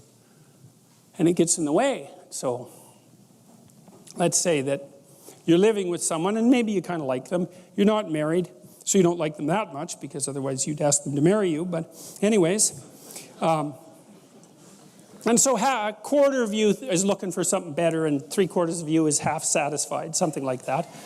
And then the person, because we're ambivalent about such things, and then the person you discover or the person announces that they've been having an affair. Okay, so then how are you supposed to respond emotionally to that? Well, the part of you that wasn't all that committed to the relationship is kind of exhilarated by that, and then the 3/4 of you that's half satisfied is hurt, and you're going to exploit that part for sure in the ensuing discussions, and not mention the, oh, that's kind of exciting that you've, betrayed me that way. But the point is that that's a whole. Now what's happened is a whole you have this structure that you're walking on, like ice, like the thin ice that you're skating on, and now there's a hole in it. And the hole, we don't even know how deep the hole is, but you know there's a hole there, and so now you're anxious about it, though maybe also a little bit excited because God only knows what's down there. But you don't know what to do with that hole because it could spread very badly on you. It could be that, the whole relationship was a facade, and that all your relationships have been facades, and that the reason that is because you're so damn shallow that it's impossible for you to have a relationship that isn't just a facade, and that's partly because you don't pay any attention to other people, and it's also partly because you're malevolent and selfish. So that's a nasty thing to discover. Or maybe that's the sort of person that you're attracting, which would make sense, actually, if that's the sort of person that you are. And so there are certain things that you can encounter that basically unglue you. And what happens is that those moments of being unglued travel up that entire hierarchy of presuppositions. It's like, because one of the logical conclusions to being betrayed in a relationship is that you're truly a bad person. Now, another equally logical conclusion is that the person that you're with is really a bad person, and another logical conclusion is all people are truly bad people. You know, I mean, in macro ways and in micro ways, you can't trust anyone. You can't trust women, you can't trust men, you can't trust human beings, you can't trust yourself. The whole place is a catastrophe. It's a nightmare. Well, then you can fall through into chaos. Now, the way your body responds to that, when something, or maybe, you know, you're supposed to be getting a promotion at work. That's good. You're all chipper about the promotion at work, and you walk into your boss's office because he or she wants to see you, and they say, well, you know, we've reviewed your performance over the last few years, and your performance has been somewhere between mediocre and decent, and we're downsizing, and see you later. That's not a raise or a promotion, that's for sure. That's a hole that you fall into. And the question is, well, what do you make of that, right? How do you frame that? How do you take that emergent chaos and make habitable order out of it? You don't know. Is the whole capitalist system rotten to the core? I mean, that's a convenient explanation under those circumstances, that's for sure. Were you working for a psychopathic son of a bitch? Did you make the wrong choice in university, and was that your father's fault because you never did what you want, or was it your fault for not standing up to him? Or is it a dying industry, or is maybe this a wake-up call that you should go do something else that you've been waiting to do, you know, that you've actually wanted to do your whole life, and that's why you're doing such a miserable job at your current occupation because you're bitter and resentful about the fact that you never did what you want? I mean, you don't know. It's all of those things at once. And that's very stressful because all of those things at once is too many things. And that's the reemergence of chaos. That's the flood. That's the return to the beginning of the cosmos. That's another way that it's been represented mythologically. It's that you voyage all the way back to the beginning of the cosmos when there's nothing but undifferentiated chaos. And that's what you're confronting. And maybe it's too much for you. And often it is. I mean, that can be traumatizing. It can hurt your brain. You know, it's just too much for you to bear. But it doesn't matter. You're stuck with it. And so how do you respond to that? Well, some of it is catastrophic negative emotion. You freeze, and that's protective. And maybe you don't even want to move. You don't want to bloody well get out of bed for a week. And that's because your body is reacting as if the bedroom floor is covered with snakes, and the best thing for you to do is just not move. Just freeze. Not a pleasant situation to be in because you're hyper-aroused. Very, very physiologically demanding, and there's zero about it that's productive, except maybe the snakes won't see you. But they've already seen you, so that isn't helping very well. So you've got all this undifferentiated negative emotion, anxiety, fear, hurt, anger, guilt, shame, emotional pain, the whole plethora of catastrophes. And then maybe on the other side, lurking down there is, thank God I'm done with that job. I just bloody well hate it. I drag myself off to work every day. And there's a little part of my soul that's so goddamn happy I finally got fired that I can hardly stand it. You know, and maybe you don't even admit that to yourself because, well, that would mean that all that time you spent at the job was just sunk cost. You're deluding yourself the whole time. It is an interesting thing to consider, though, sometimes if you're in the unpleasant circumstance of having to fire someone. You know, sometimes firing someone is the best thing that can happen to them, which doesn't mean that you should go out and, like, enjoy it. Although I have met very disagreeable people who actually enjoyed firing people. I'll tell you a story about that at some point because it's quite interesting. But, you know, sometimes if someone's just limping along in their job and doing it as miserably and wretchedly as they possibly can imagine, the best thing you can do to them, for them, is to say, you know, you're failing at this. And that doesn't necessarily mean that you would have to be failing at absolutely everything else in the entire world. So maybe you should just accept the damn failure and go off and try something new. And I mean, that's terrifying for people, and I know they hate it and all that, but sometimes it's better than the alternative, which is just slow, torturous death. So here's a funny way of looking at it. So let's say you fall right into that hole that's underneath everything, and you've hit an anomaly that you don't understand. You say, what's that anomaly made out of? Exactly. I know that's a strange way of thinking about it, you know, because it's not, well, you could say, we'll just go along with that. It's a metaphor. What's that anomaly made out of? Well, here's a way of thinking about it. It's made out of spirit and matter. And here's why. This is something I learned in part from Piaget. He said, well, it's made out of matter because, of course, that's the world, matter. And the world is also what matters. And so that's kind of a nice duality there. But it's made out of spirit because when you encounter something anomalous and go down the rabbit hole, when you go into the underworld that's underneath everything that you've relied on, you learn things down there. So what's down there is information. And that now it's maybe way more information than you want, but it is information. It's information. And what can you do with the information? You can inform yourself with the information, right? You can put yourself in formation with the information. That's helpful too. And you think, well, you're a psyche. Maybe you're not a spirit. It depends on, whether you're a materialist or not, but at least we can say that you're a psyche. The question is, what's your psyche made of? Well, it's obviously got a material substrate, but the matter happens to be arrayed in a particular order, and that's an information order. And so when you fall into the underworld that's underneath everything and you encounter that latent information, then what you can do is enhance your psyche. You can grow your spirit, because what you do is you take the new information and you incorporate it. That's like eating the apple that Adam and Eve ate. You incorporate that, and that makes more of you. And that's not a metaphorical or a metaphysical proposition. It's to say nothing other than, well, that's what happens when children learn. You think of what happens. Child's 3, has a pretty low resolution representation of the world, and is a fairly low resolution human being.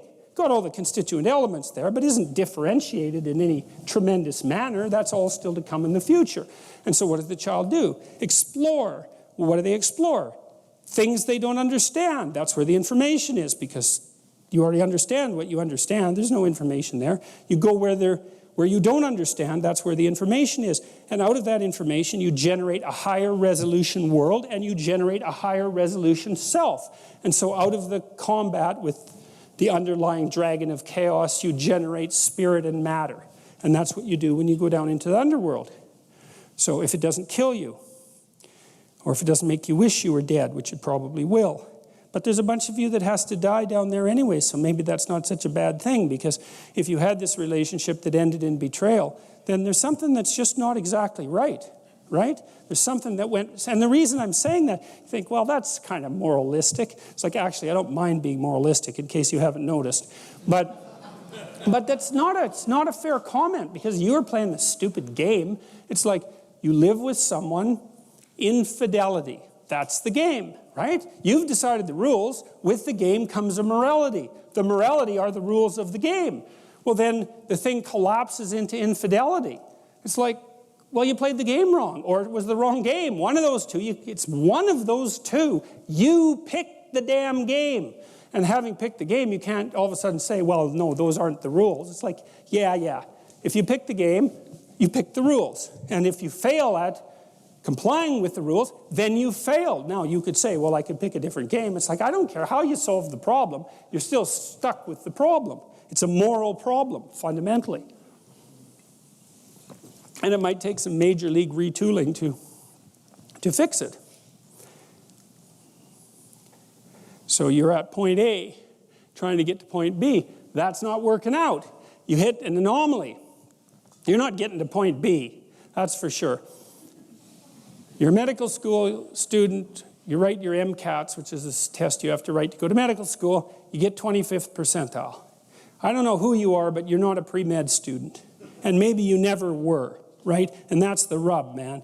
And so, who the hell are you? You don't know. Collapse down here into this motivational conflict, this place of motivational and emotional uncertainty and tremendous information, right? It's a place of transformation. It's the phoenix that burns. It's the burning part of the phoenix that burns. It's the journey to the underworld. It's the journey to hell. It can really be a journey to hell, because you may find out that the reason that your partner betrayed you, or that you didn't get your damn promotion, is because there's seriously something wrong with you, and you know it. And I don't just mean that you don't know what you're doing. I mean that there's 25% of you that is seriously aiming at things not being good.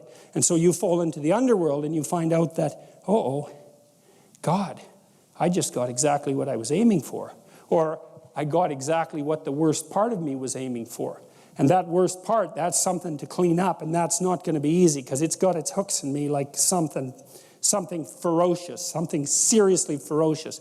And I've been toying with it for a very long time, and maybe I can't even detach it anymore.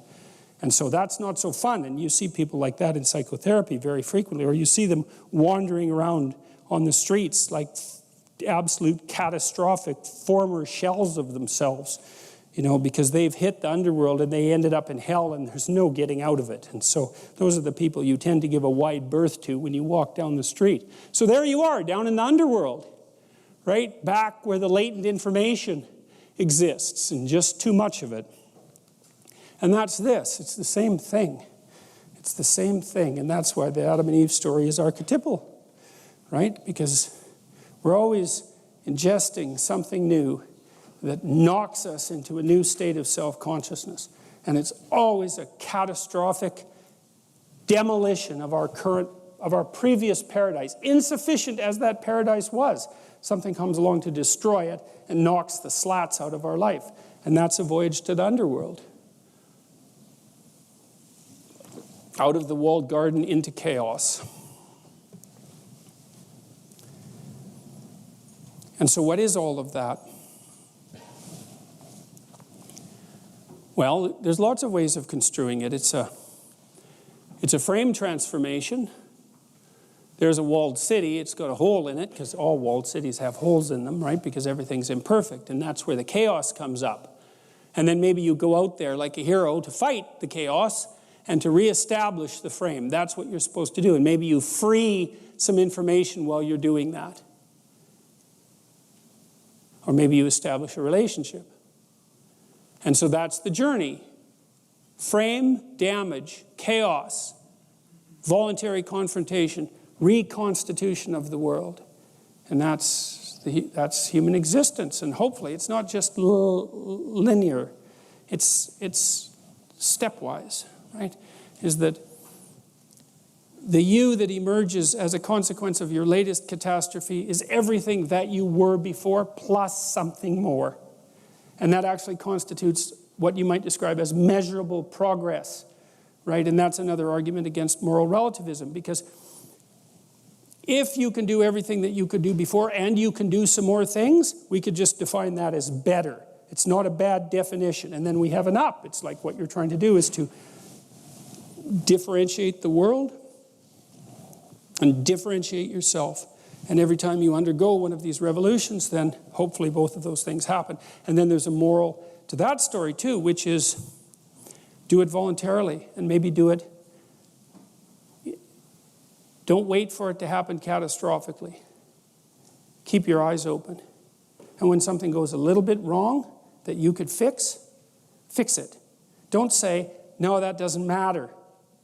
Maybe it does matter. Maybe it is matter. Maybe it's exactly the matter out of which you should be built. Maybe it's the matter out of which the world should be built. And if part of you is telling you it matters, what it means is that that part is telling you that there's something there that you need to engage with. That's what it means for something to matter. I really get a kick out of the word matter, because it's got these two weird meanings, right? There's the matter that everything is made out of, that materialists think everything is made out of, and that's just dead matter. And then there's the matter that life is made out of, which is what matters. And now and then you're moving through life and something matters. It's calling to you. And that's the unrevealed world trying to reveal itself to you.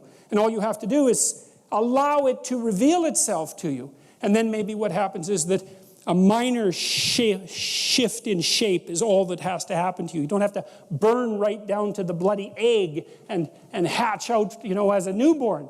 Maybe you can just repair a little bit of something that's gone wrong with you. And so you can undergo a sequence of continual micro-deaths instead of waiting for the bloody catastrophe that might send you so far down that you'll never recover. And all you have to do is attend to what matters. And your whole nervous system it's doing this for you. You've got a goal.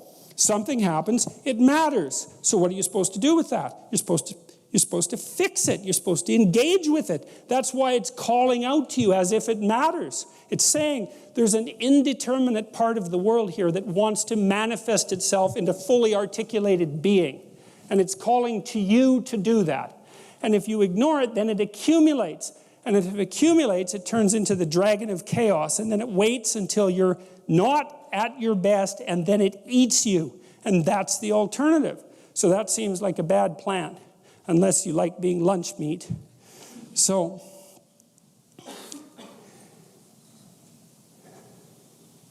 that's a long introduction to Noah.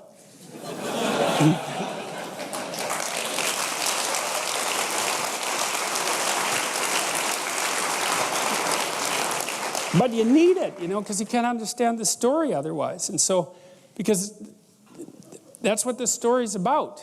And now we can go through the story relatively rapidly, although it doesn't look like we'll go through all of it tonight. Okay, so we'll start with the next section of Genesis. And this is immediately after Cain and Abel. And there's a short story to begin with, just a fragment. I called it Giants of the Earth. And it came to pass when men began to multiply on the face of the earth, so this is after Cain and Abel, and daughters were born unto them, that the sons of God saw the daughters of men, that they were fair, and took them wives of all which they chose. And the Lord said, My spirit shall not always strive with man, for that he is also flesh, yet his days will be 120 years. There were giants in the earth in those days, and also after that, when the sons of God came in unto the daughters of men, and they bare children to them, the same became mighty men which were of old, men of renown. Now there's been all sorts of attempts to interpret those few rather jumbled lines, but I see it as a reflection of a classic development of hero mythology, which is, and this is sort of nostalgia for the past. One of the things Mircea Eliade pointed out was that what happens to human memory in pre-literate cultures, because nothing is written down, is that what needs to be preserved gets amalgamated. And so imagine that you have a culture that's based on fishing, we'll say. So you have to be a good fisherman, and human beings who use simple tools to fish are unbelievably good fishermen. They know every bloody thing you can possibly imagine about fish, because otherwise they die. So it's really important that they learn everything about fish. And maybe they've been fishing for like 13,000 years or something like that. So there's a lot of accumulated knowledge. And so then the question is, well, who taught mankind how to fish? And the answer is fragments of individuals across history. But that's, you're not going to remember the damn fragments. You put them all together into the amalgam of the heroic fisherman, the guy who established the pattern for proper fishing, whatever that pattern happens to be. One of the patterns might be, don't take all the damn fish because there won't be any for the next year, or something like that. But all those fragments of discovery get amalgamated into heroes of the past. And then what you do if you're a fisherman is you act out the heroic fisherman of the past. And so the idea that there were men of renown or heroes in the past is just a fragmentary, what would you call? It's just a fragment of that sequence of ideas. That back in the past there were mighty human beings who established the proper patterns of being. And they were the sons of God who took the daughters of men to wife. Now, and it's interesting too, because we do know that the more competent men are disproportionately likely to leave offspring. So it's a perfectly reasonable way of formulating the circumstance. On to the flood. This is from Mircea Eliade, who wrote a book called A History of Religious Ideas, which I would strongly recommend. It's a 3-volume set. It's quite readable, and it's brilliant. It's brilliant. I really like it. And this is what Mircea Eliade had to say about flood myths. As has been well known since the compilations made by R. Andre, H. Usner, and J.G. Fraser, who wrote The Golden Bough, the deluge myth, the flood myth, is almost universally disseminated. It is documented on all the continents, although very rarely in Africa, particularly in the desert, unsurprisingly.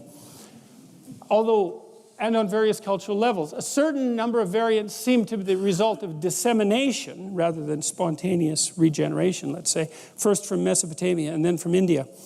It is equally possible that one or several diluvial catastrophes gave rise to fabulous narratives, but it would be risky to explain so widespread a myth by phenomena of which no geological traces has been found. Well, Eliade wrote this quite a while ago. I think he wrote that book perhaps in the 80s, maybe in the 70s. But since then, there actually has been quite a bit of evidence advanced in various circles for the existence of catastrophic floods that occurred within the relative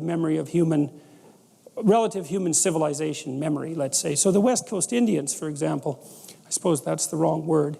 The West Coast, I don't know what to say either. I know Kwakwaka'wakw Carver, who told me a flood story, and they have a story that's almost identical to the story of Noah, except, of course, it involves giant canoes, but it's the same story. They release, if I remember correctly, a raven, but Noah releases a raven first and then a dove once the flood comes to an end. And it has a Tower of Babel issue, too, the same story. So the canoes are all put together. It's not one giant canoe, it's a bunch of canoes all together. They ride out the flood. And then the canoes separate and go all over the world, and that's why there are people all over the world. So anyways, the story is very widely disseminated. But, you know, there were floods in North America not that long ago. So there were floods, you can look up the Missoula floods, 15,000 to 13,000 years ago. And the Kwakwaka'wakw people have probably been on the West Coast for something like 13 to 14,000 years. So, and, you know, you can maintain an oral tradition for a very, very long time. You think, no, but traditional societies don't change. That's why they're traditional. And so they have the same stories over generations. They remember the same stories. So when the Missoula floods, which were a consequence of melting glacial ice, discharged up to, they figure there were 55 of them between 15,000 and 13,000 years ago, discharged volumes up to 15 times the volume of the Amazon River. So these are major league floods.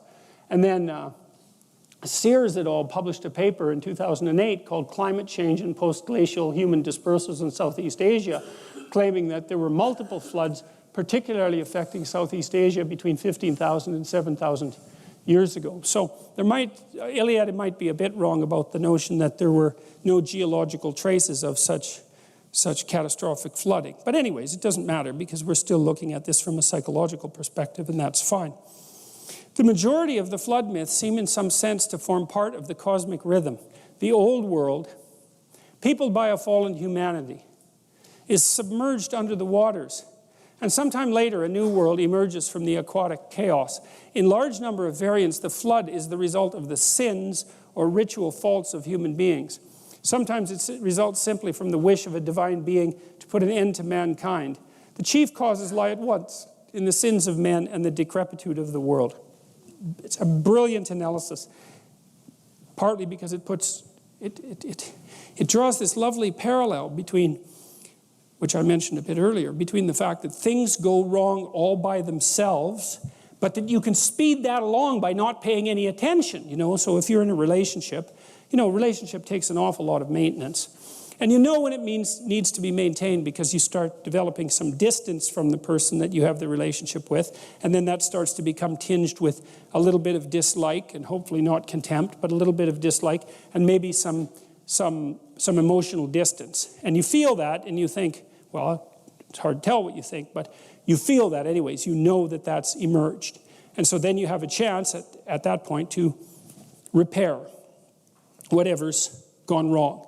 And that would require some retooling on both of your parts, maybe one person more than the other, but whatever. It would require a serious discussion like, look, I've noticed that this has been happening, and maybe it's you and maybe it's me, and we should probably figure it out, because if it was you, that'd be convenient and everything, but if it was me, then I'd like to fix it, because then it would be fixed. And so that's why you listen to your partner, because they might tell you that there's something stupid about you that you don't know, and then if you could fix that, then you wouldn't have to be stupid in that way anymore. And it's actually one of the it's one of the genuinely useful features of having a partner, because do you really want to be stupid and then continue to repeat your mistakes ad nauseum for the rest of your life? I know it's more convenient to do that than to have a, knock down, drag them out argument about just exactly why you're stupid and how you could fix it. But still, it's better to have the argument. So the chief causes lie at once in the sins of men and the decrepitude of the world. And the sins there are generally either acts of commission, where people do things that they know to be wrong, or they fail to do things that they know would be right. Doesn't really matter.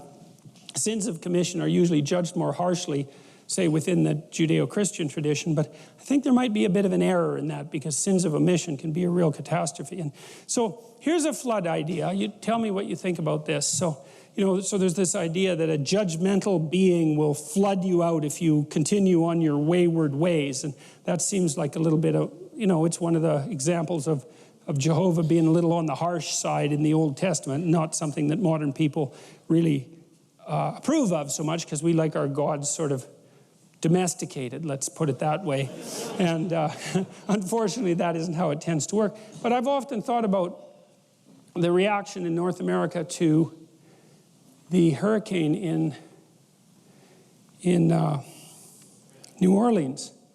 Because there's two ways of reading that, right? One is Mother Nature has a little fit and sends a hurricane into New Orleans and wipes everyone out. And isn't that a catastrophe? And isn't that an example of our fragility in the face of natural power? But there's another way of reading it. Maybe this is unfair, but it'll do for the purpose of illustration. It's like, the Dutch build dikes, right, to keep the ocean back. And they're actually pretty effective at that because their country is mostly underwater. And it turns out that if you go to Holland, it's actually not underwater. And so their dikes are working. And so the Dutch, who are very organized people, and they better be because their country is supposed to be underwater, right? So you better be organized if your country is supposed to be underwater. And so they are very organized, and they have a rule for their dikes, which is they try to estimate the worst possible oceanic storm that will come in 10,000 years and make sure that the dikes will withstand that. Well, from my reading, the Army Corps of Engineers in New Orleans built the dikes for a storm every 100 years. And that's not so good because we live about 80 years, let's say, so that means the probability that one of those storms is going to come whipping by in a lifespan is pretty damn high. And then, so that perhaps wasn't the wisest of planning, especially because some of New Orleans is actually supposed to be underwater. And then worse, Mississippi is a state that's quite well known for its corruption. And so you might also say that a tremendous amount of the money and time and resources that could have and should have and was planned to go towards fixing the problem didn't. And so the hurricane came along and, oh my God, wasn't it a natural disaster? And the question is, what bloody well makes you so sure that it was a natural disaster? Right? Because if the infrastructure would have been maintained and built to the specifications that were certainly technically possible and would have actually been less expensive in the long run to build, and everyone knew it, and the hurricane came along and wiped out the city, why do you think that's a natural disaster? To me, that's a natural example, if you think about it from a metaphorical perspective, of a judgmental God deciding to use a flood to teach a moral lesson. And you might say, well, that's pretty harsh. What about all those flood survivors? It's like, yeah, well, the whole flood thing was kind of harsh.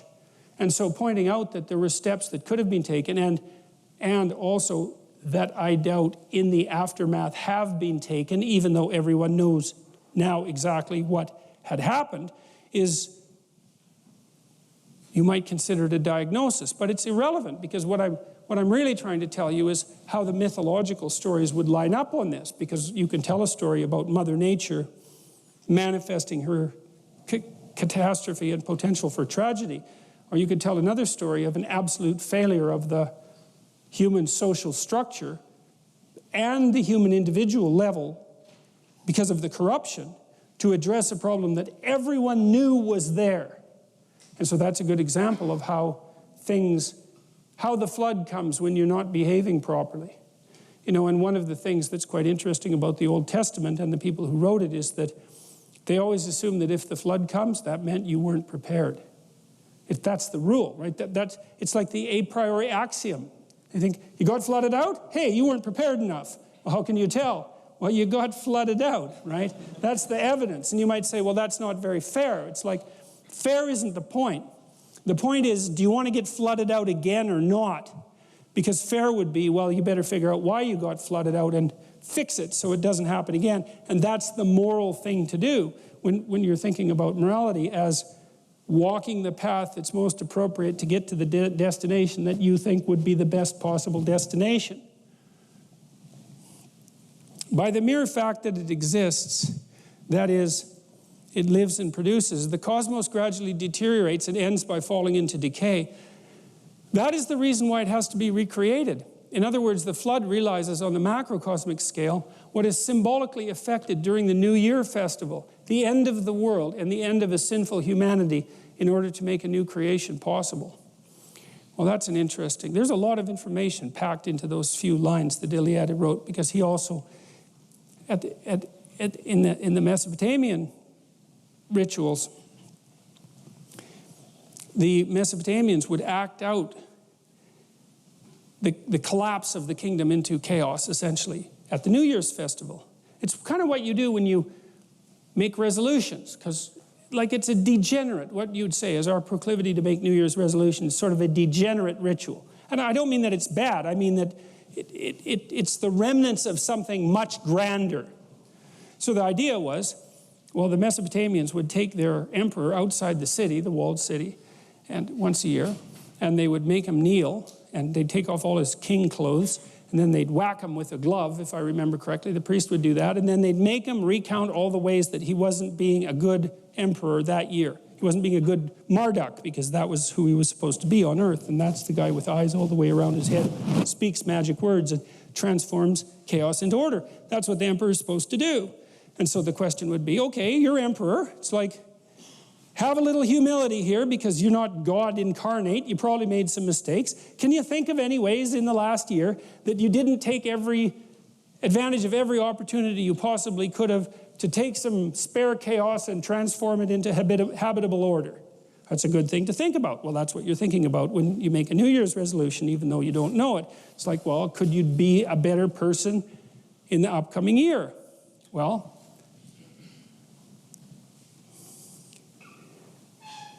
you can imagine the flood,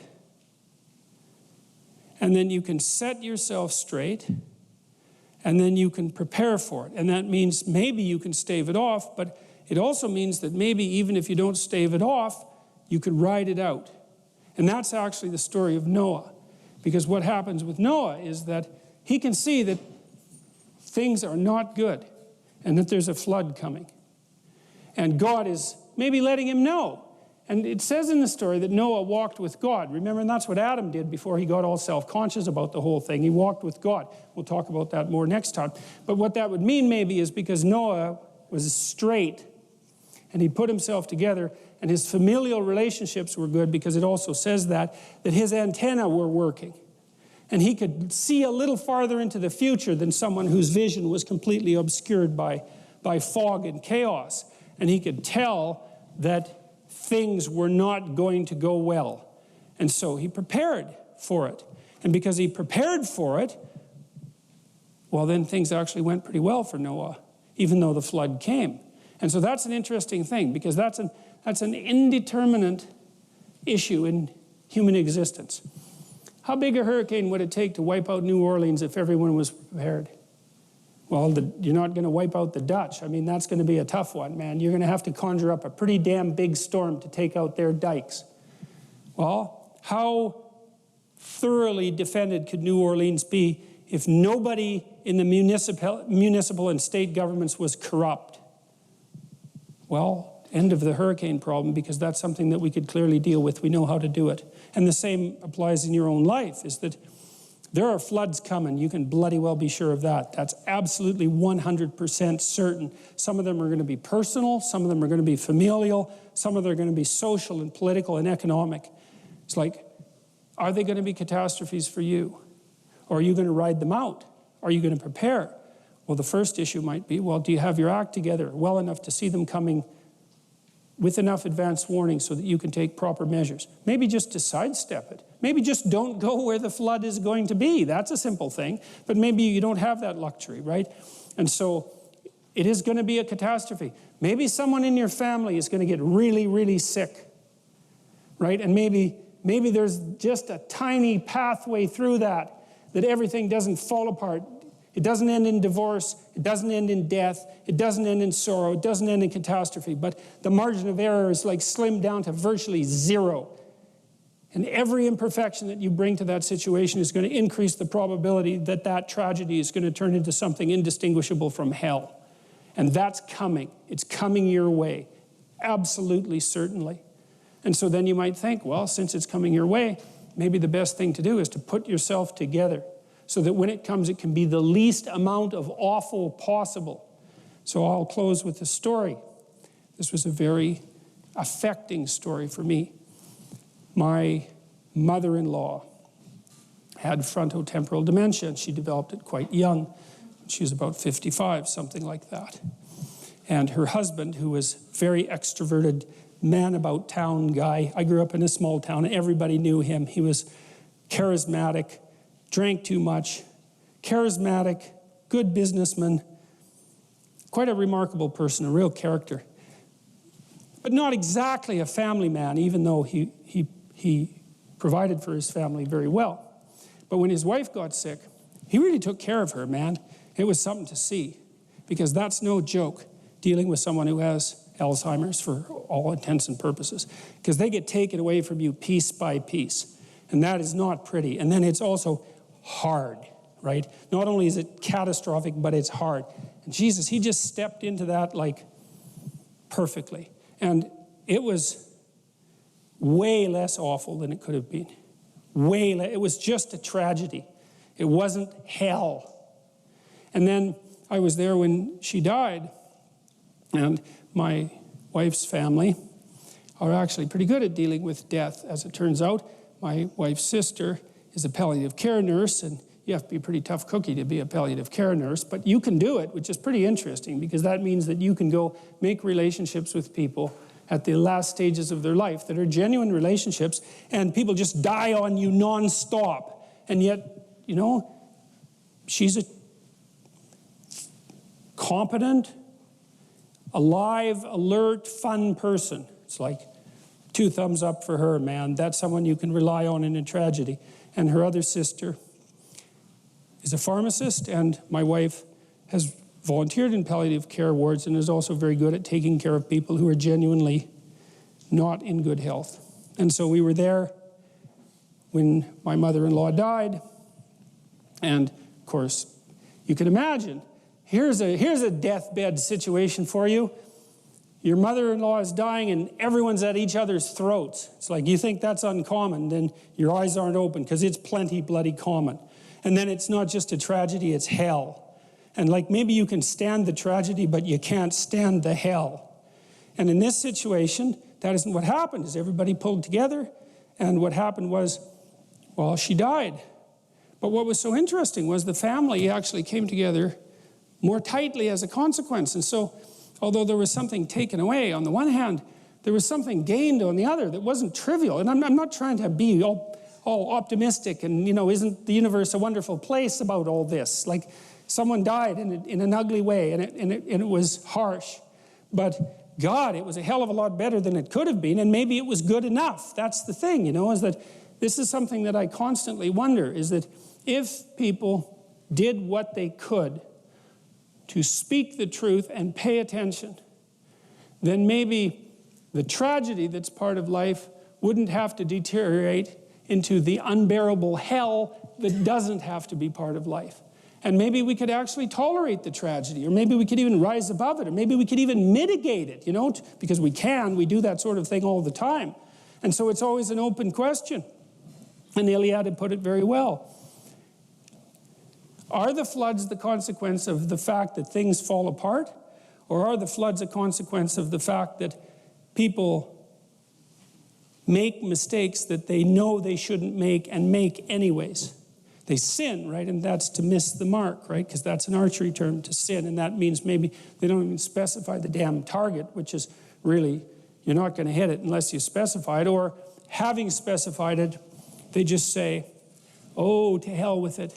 It's not that important. It's like, you got to be careful when you say something like, to hell with it.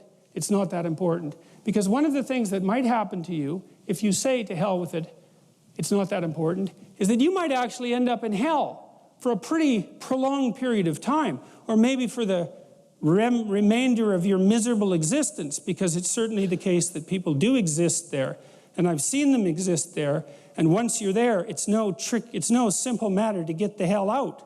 And so it might matter that the things that matter get addressed, It might matter that you do what you can to walk with God.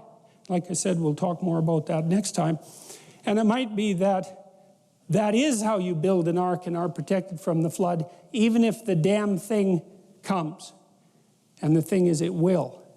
And this is a funny thing, too, that I've noticed about our education system and the way we teach students.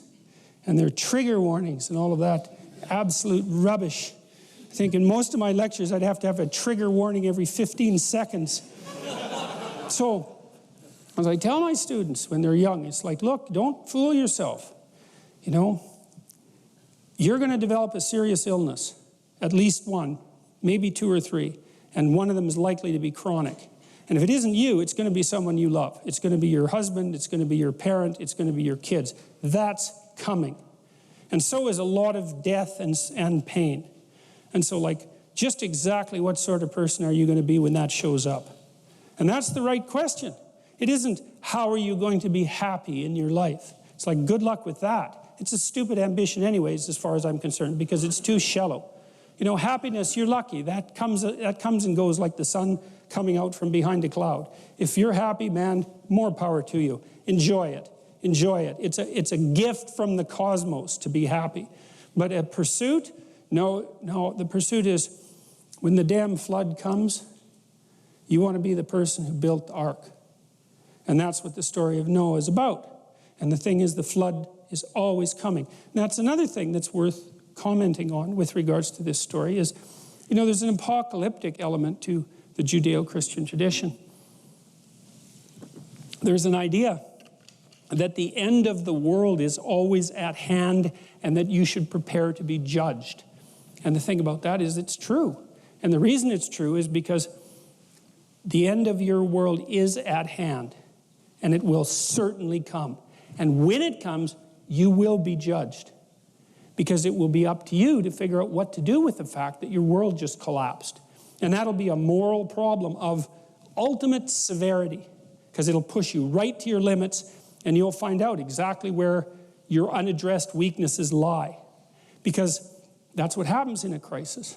And so the reason that that's an archetypal reality, and it lurks underneath the entire Judeo-Christian structure, the apocalypse, the impending apocalypse, is because we always live in apocalyptic times, and your world is always, in small ways and large ways, coming to an end. And so what do? You prepare for it. You prepare for your world to come to an end. And then maybe when the end comes, you get another world. That'd be a good deal. So we're ready for this next week.